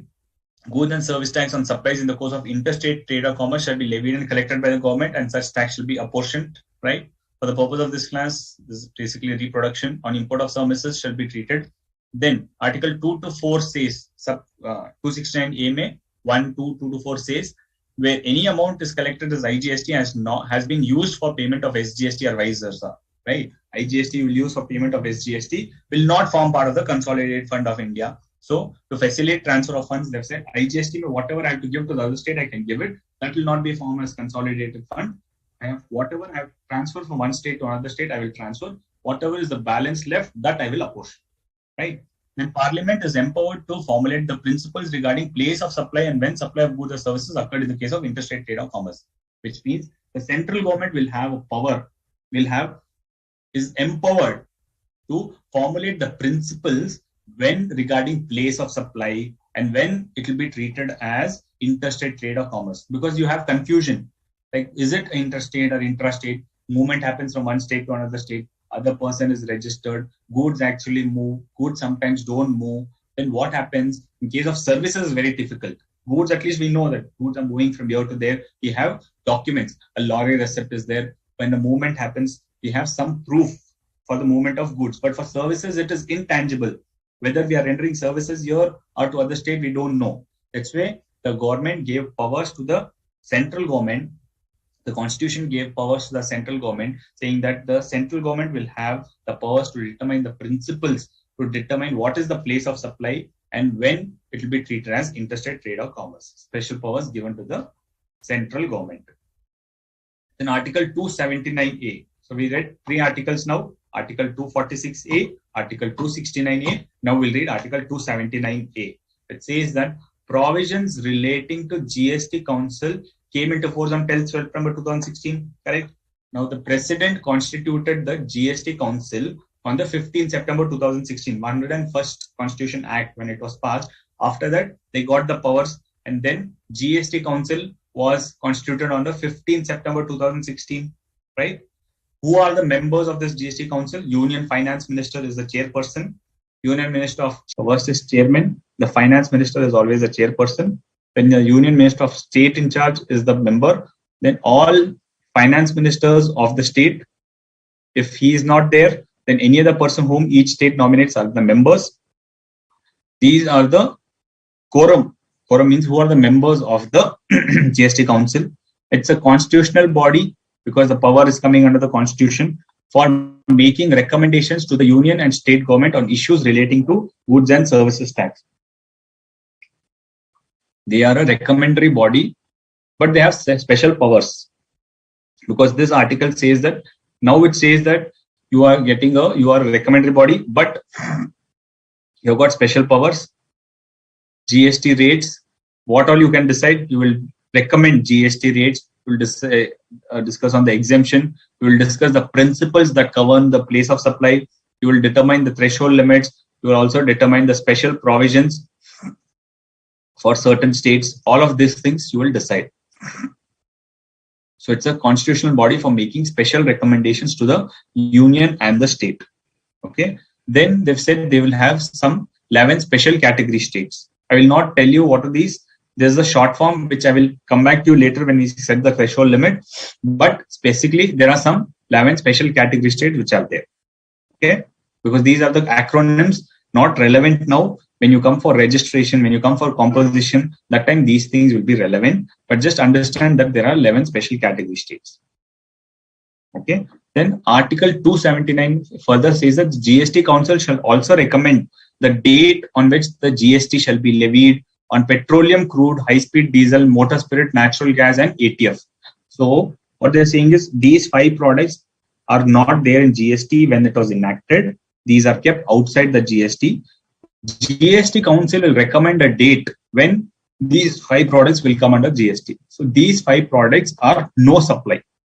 Okay, because they are not under the GST purview itself. So these 5 products are outside the purview of GST. These are not exempted.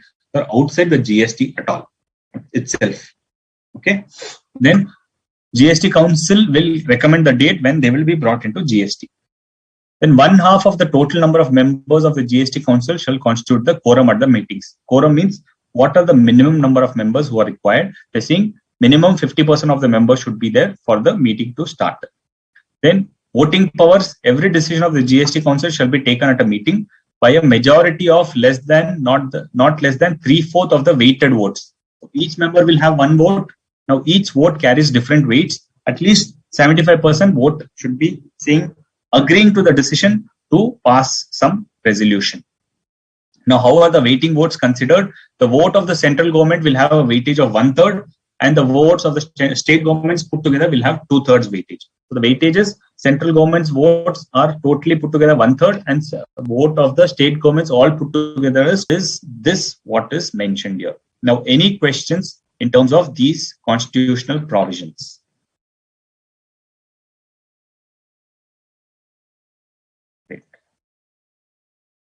Right. What is ultra virus? Ultra virus means any performance, Hitesh, you're correct. Any performance of act which is beyond the law.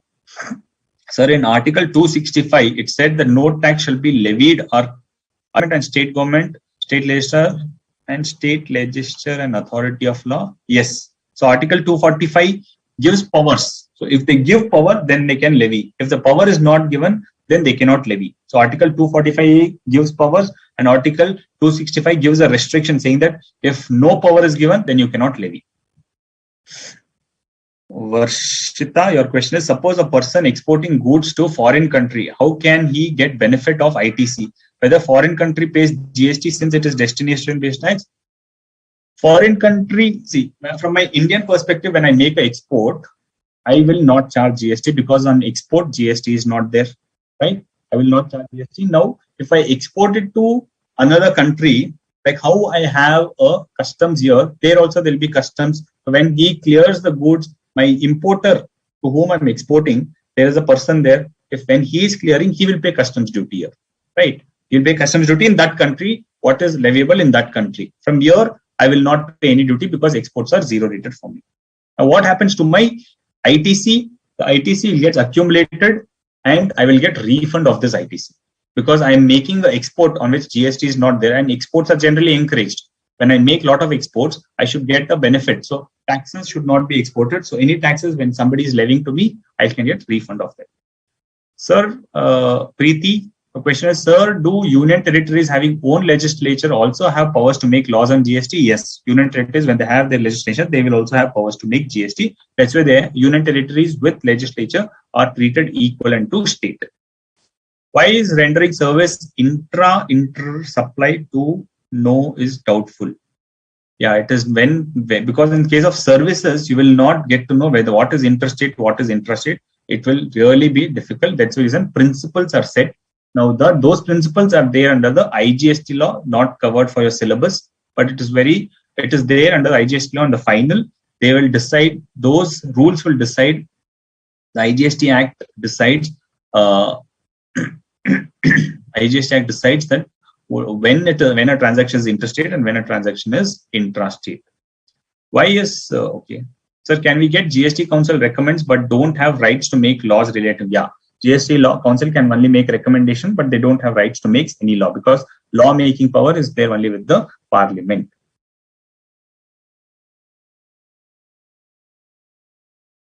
Okay, great. So constitution provisions, if you have understood, good, we are good to go.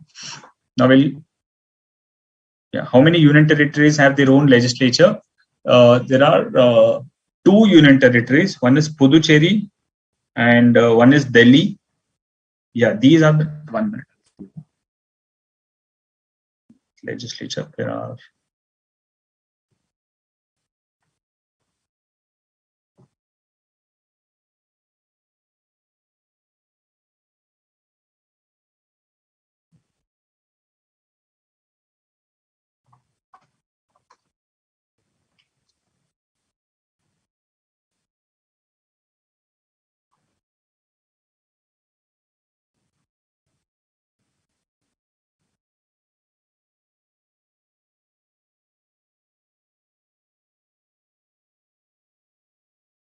no, just 1 minute.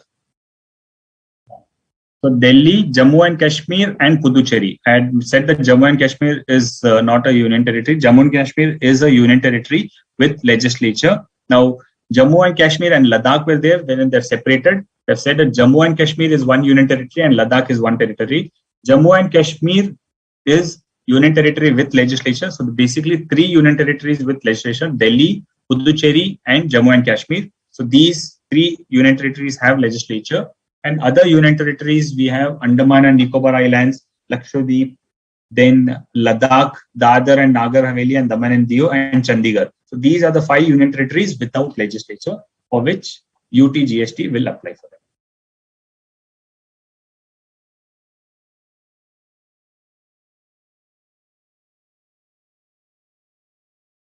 So 3 union territories with legislature and 5 union territories without legislature.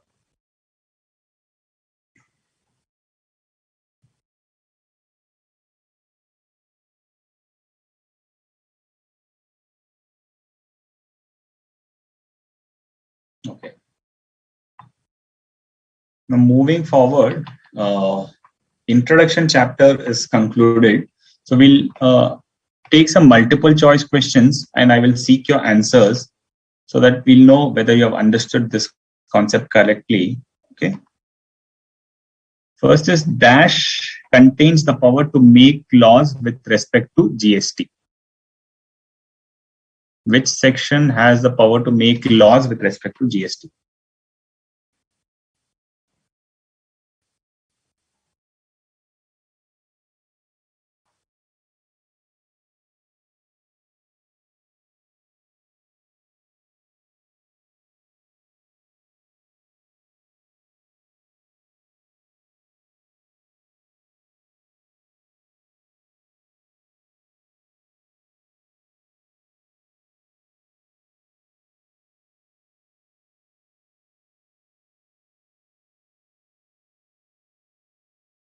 Yes, sir. No issues. No issues. I'm just asking questions.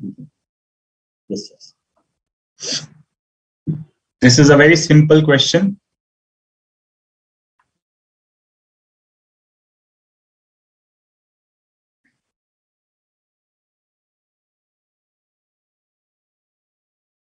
Article 246A, some answers.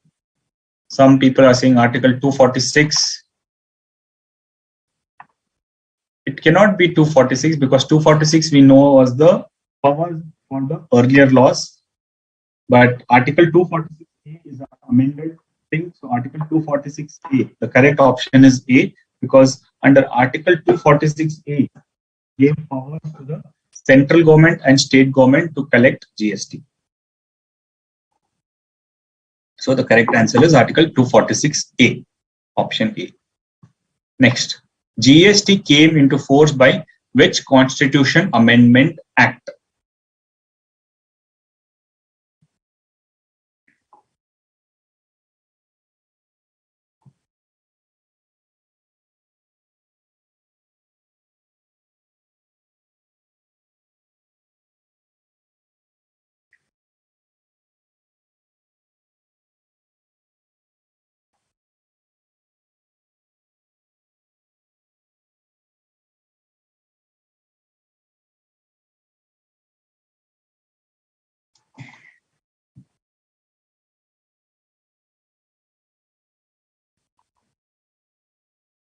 102nd, somebody are saying Constitution Bill, 121st Constitution Bill, but Act is 101st Constitution Act. Okay, to confuse you, there could be questions saying which bill. See the slide. It is Constitution 122nd Amendment Bill, but the act which was passed was Constitution 101st Amendment Act.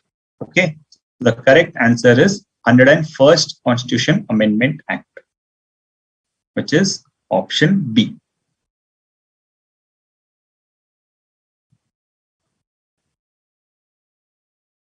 GST is one of the biggest taxation reforms of independent India, being implemented with the aim of enhancing the overall growth of the nation. It is comprehensive dash indirect tax levy on goods as well as services at the dash level. Yeah, read these options. Is it supply-based indirect tax levy on goods as well as services at the national level? Or is it movement-based indirect tax levy on goods as well as services at the state level? Is it destination-based indirect tax levy on goods as well as services at the national level? Is it a value-based indirect tax levy on goods as well as services at the state level?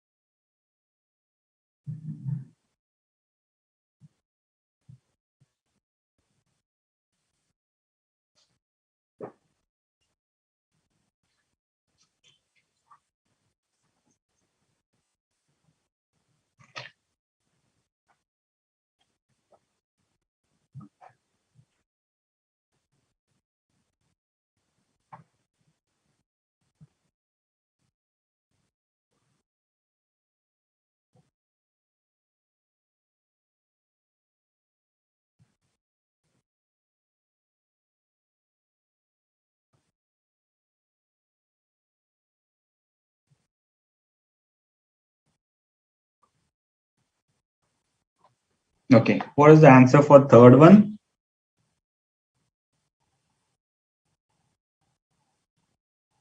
Three, most of them are saying A. It is supply-based national level. It is, some are saying it is destination-based national level. Most of you are saying it is supply-based national level. Some options for destination-based. Okay, so everybody is at least clear that it is destination-based. Some people, very few, are saying it is state-based. So it is not a state level tax, that's for sure. It's a national level tax because GST is levied across the nation. So it's definitely a national level tax. Within national level tax, is it supply based or is it destination based? Mixed answers. The correct answer is destination based tax. So indirect tax is a destination based, the GST is a destination based indirect tax levy on goods as well as services at the national level. Why is it a destination based tax? Because where the destination goes, there the taxes goes. We have seen, in that Excel, when the goods are moving from Karnataka to Delhi, taxes also is moving from Karnataka to Delhi. So that's how it is destination based taxation, not a supply based. The levy is on supply. I didn't ask here what is the levy on. Levy is on supply, but it is a, what is the nature of the taxation? It's not tax. India is a state. When you see constitution and other things, it is a state, but otherwise India is a country itself. You have said national level, it's a national level. State level here means the respective states. India is not a state from that perspective. In the first thing, when we said the definition of taxation levied by the state, yeah, that's the name which is given under the foreign taxation law, saying that power is to the state, but from you have to understand the question. So when you're talking about national level, it means at the national India as a nation. Okay. Next question. India has adopted a dual model of GST where the tax is charged concurrently by the center and the states. Therefore, for an intra-state sale, the sale as per GST Act is charged equally as Cgst and IGST, Cgst and SGST, SGST and IGST, both Cgst, SGST, SGST and IGST. Come on. What is the option for this?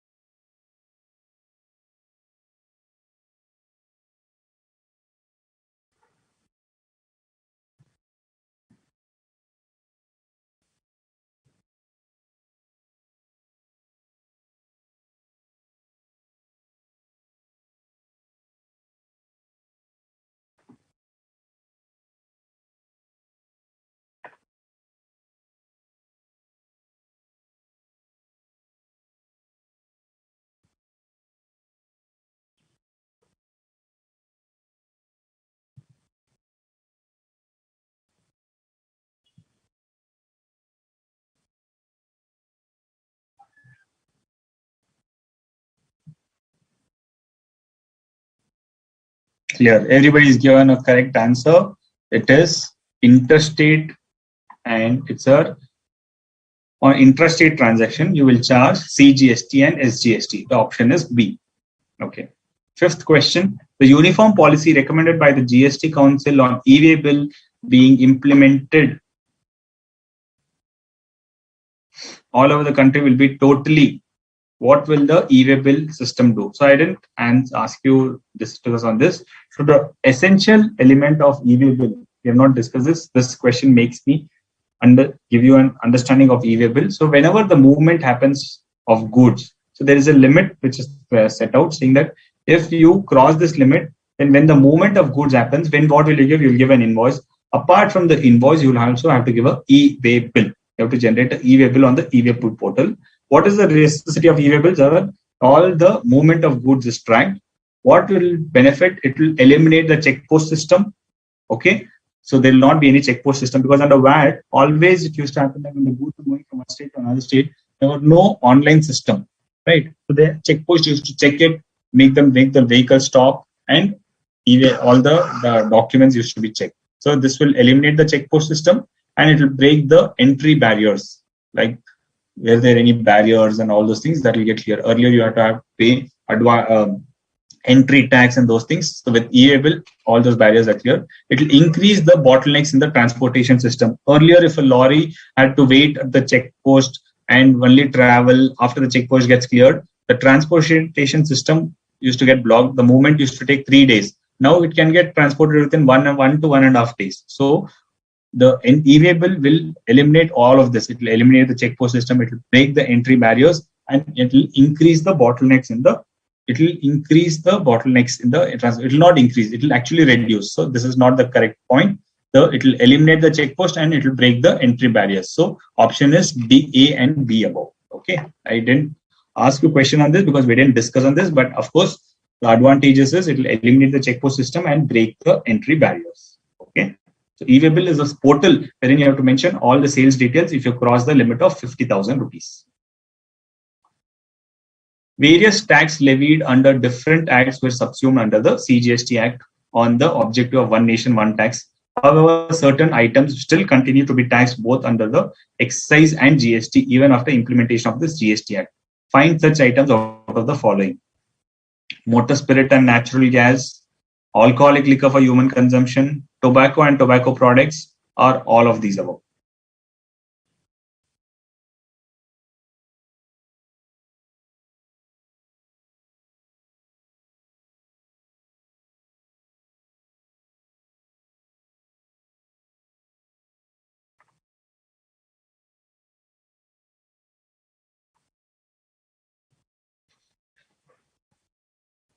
We're not talking about the various levies. One is VAT and GST, one is central excise and GST. So on what product central excise and GST is levied?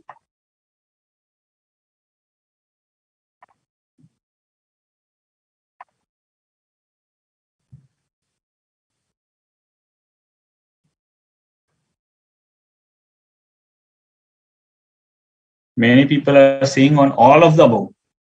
Motor spirit and natural gas also central excise and GST. Alcoholic liquor also central excise and GST. Tobacco and tobacco products also central excise and GST. Are you sure? Do you want to make an amendment to your submissions? Most of you are saying all of the above. So should I go with the majority?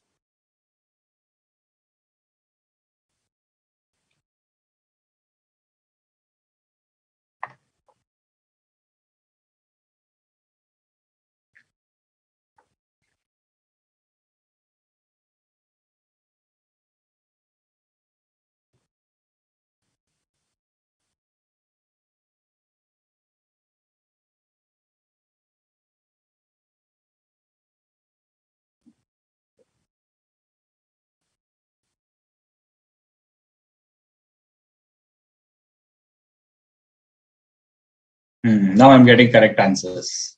A lot of people have amended their answers and they've said that the correct answer is tobacco and tobacco products, not all of the above, because on tobacco and tobacco products only, central excise and GST is levied. Okay, because I'll again take you to the slide which says on what product what taxes is levied. Only on tobacco, central excise and GST is levied. On alcoholic liquor for human consumption, only state excise is levied, GST is not levied. Petroleum, crude, diesel, ATF, and natural gas, central excise and VAT is levied. On this, GST is not levied. So only on opium, you see that central excise, state excise, and GST is levied. So state excise could be another question, central excise could be another question. But to be very careful on this. So only on tobacco products, central excise and GST is levied. Whereas on narcotic drugs, state excise and GST is levied. Then on alcoholic liquor, only state excise is levied. 5 petroleum products, central excise and VAT is levied. Okay, be careful.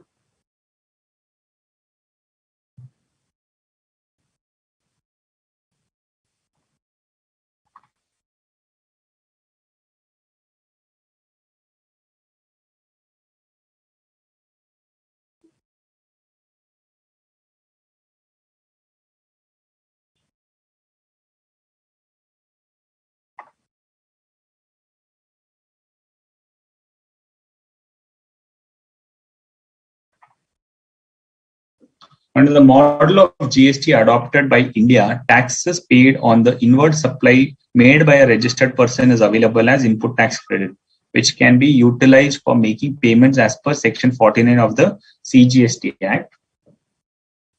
The ITC of Cgst can be utilized for what?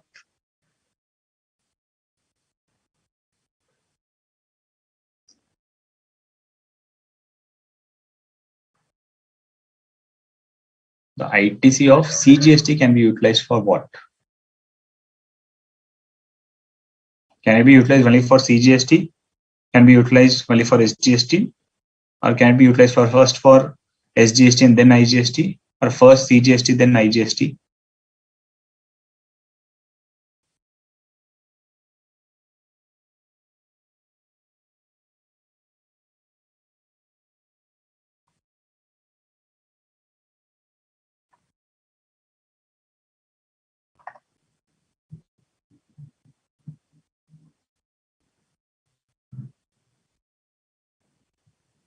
Everybody has given correct answer. You have understood the diagram very well. Very nice. So first you can utilize for CGST and then IGST. Clear. The tax under GST legislation in India is being levied exclusively by union and state governments, simultaneously by union and state laws, only by union laws, or only by state laws.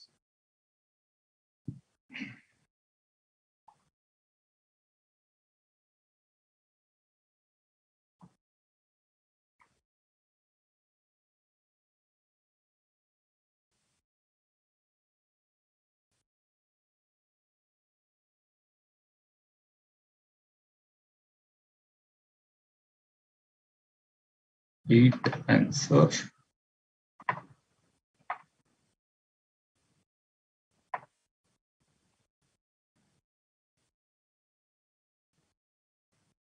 8A. Few people are saying it is 8A, exclusively by union and state laws.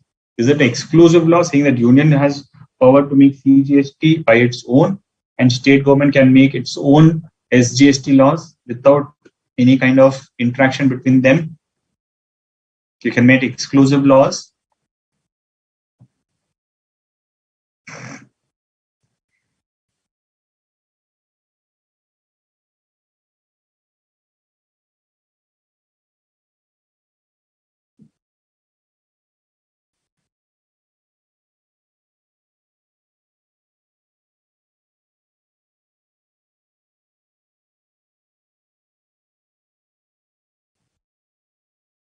It is not exclusive laws because it has to be simultaneously by the union and state. So correct answer is B, simultaneously by union and state. There cannot be GST which says that central will have a separate GST act and state will have a separate GST act. That will not be possible because we have so much of powers. One is GST council, and all the state has been called up and things like that. So that's why they cannot make different laws. Both the laws has to go hand in hand. So the correct answer is simultaneously by the union and state laws. Okay. Next question. Various taxes have been subsumed into GST to make one nation, one tax, one market for consumers. Out of the following, determine which taxes have been subsumed under GST. Basic customs duty have been subsumed. Taxes on lotteries, environment tax. So these are the three taxes. Which of these are subsumed under the GST? Is it only 2, which is only taxes on lotteries have been subsumed? 2 and 3, taxes on lotteries and environment law, taxes on environment tax only, or is it all the 3 have been subsumed under GST?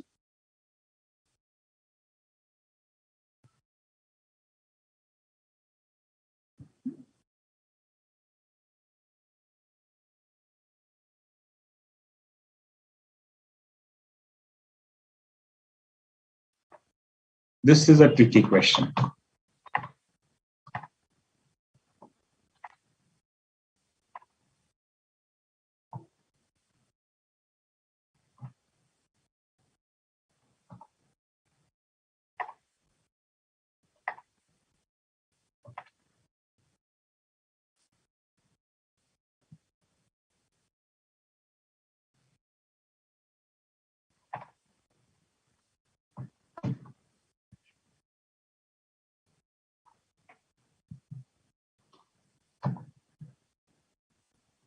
Subsumed means those taxes which were there under earlier law is not there now, that has been converted and put into the new law. That is the meaning of subsumed. Like earlier VAT was there, VAT was transacted as a tax on sale of goods.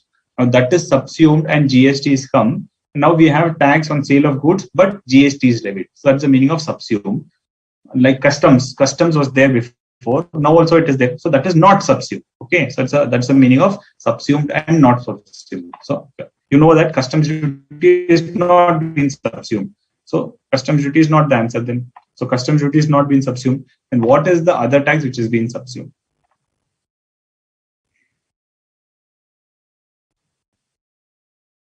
So we know that customs duty is not subsumed because I've been telling you that when we import goods, customs duty plus something else is paid. So customs duty continues. Taxes on lotteries. On lotteries, they used to pay VAT. Now you pay GST. So taxes on lotteries have been subsumed. Environment tax is not subsumed. So when we have any kind of mining or something, special environment tax has been, that continues. So environment tax is not been subsumed. Only taxes on lotteries is subsumed. So the correct answer is A. Okay, correct answer is A, which is option B. Option 2, that is taxes on lotteries. So taxes on lotteries has not been subsumed. Okay. Taxes on lotteries is the only thing which is subsumed. Customs duty is not subsumed and environment tax is not subsumed. Sorry. So taxes on lotteries is the only one which is subsumed. Alcoholic for liquor consumption, alcoholic for human consumption is subjected to what? State excise duty or central sales tax and value added tax, or is it both, or is it subject to GST?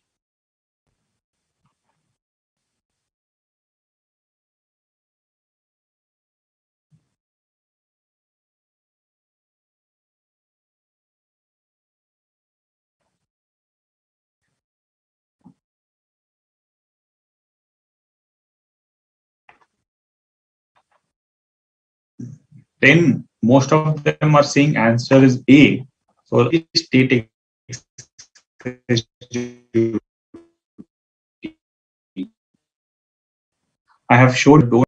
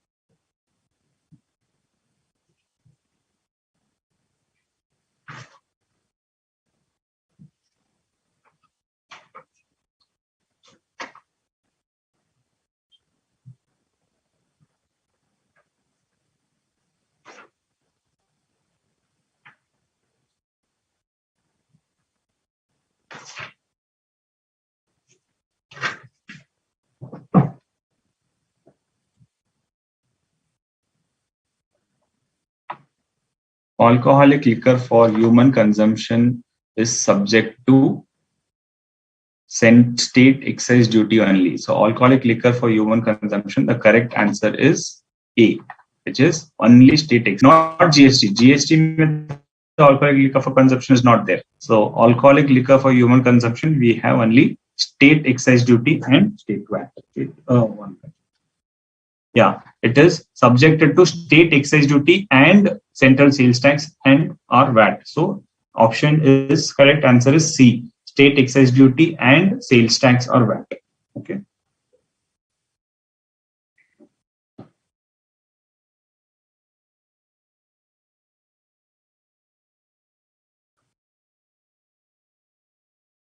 Great. Yeah, we will share this PPT. This has already been shared. The IT team will share the PPT with you. Great. So we have taken sufficient time to understand basics of GST, which was very much important. Next class, which is on Monday, we will discuss on supply of GST. Supply is a very important concept. We will discuss that in detail. Once you understand supply, then you know that major concept will be understood. Supply and input tax credit are the important chapter. So we will work on that. A or C video lagging? The answer is C, both A and B's. It is subject to state excise as well as VAT and CST if it is interstate transaction. Thank you very much for your patient hearing. I know it is might be tiring. Enjoy your weekend tomorrow, and we'll meet back on Monday. If you have any questions, I'll wait for 5 more minutes to take up your questions.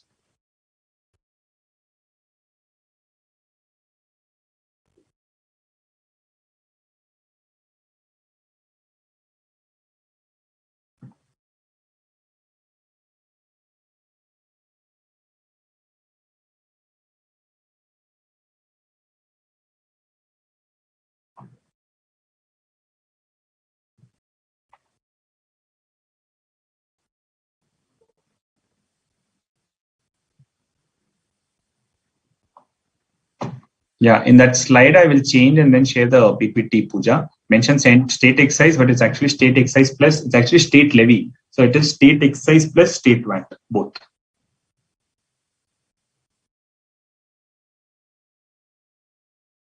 You can correct it for your purpose. I will correct it and will share the PPT again.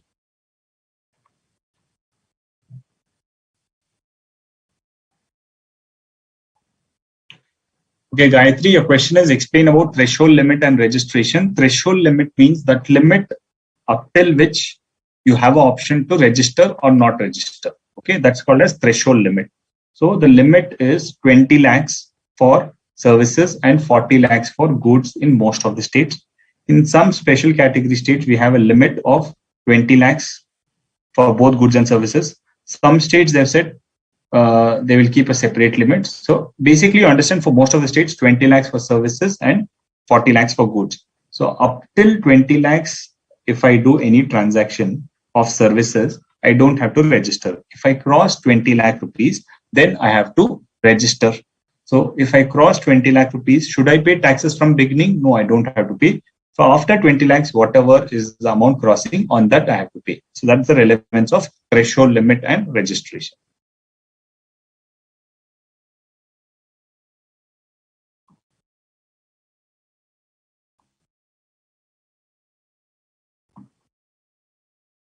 Hope I'm clear, Gayatri.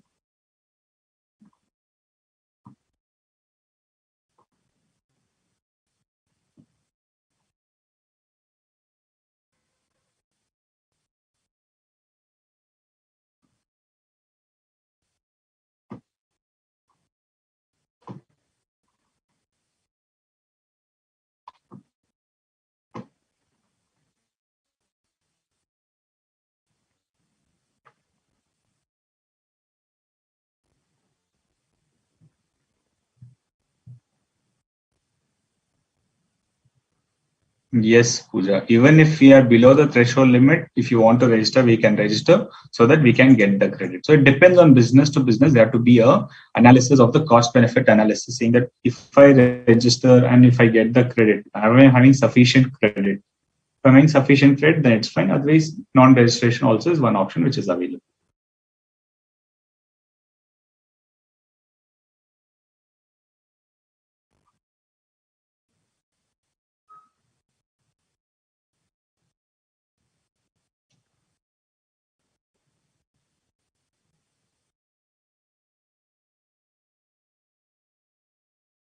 Okay, thank you very much. If there's any questions on this, after the supply chapter, we'll discuss because we will have to discuss supply chapter in depth. So you could read through, and once we finish the chapter, we'll take up your questions. Thank you very much. Have a good night and have a good weekend. Session concluded, sir.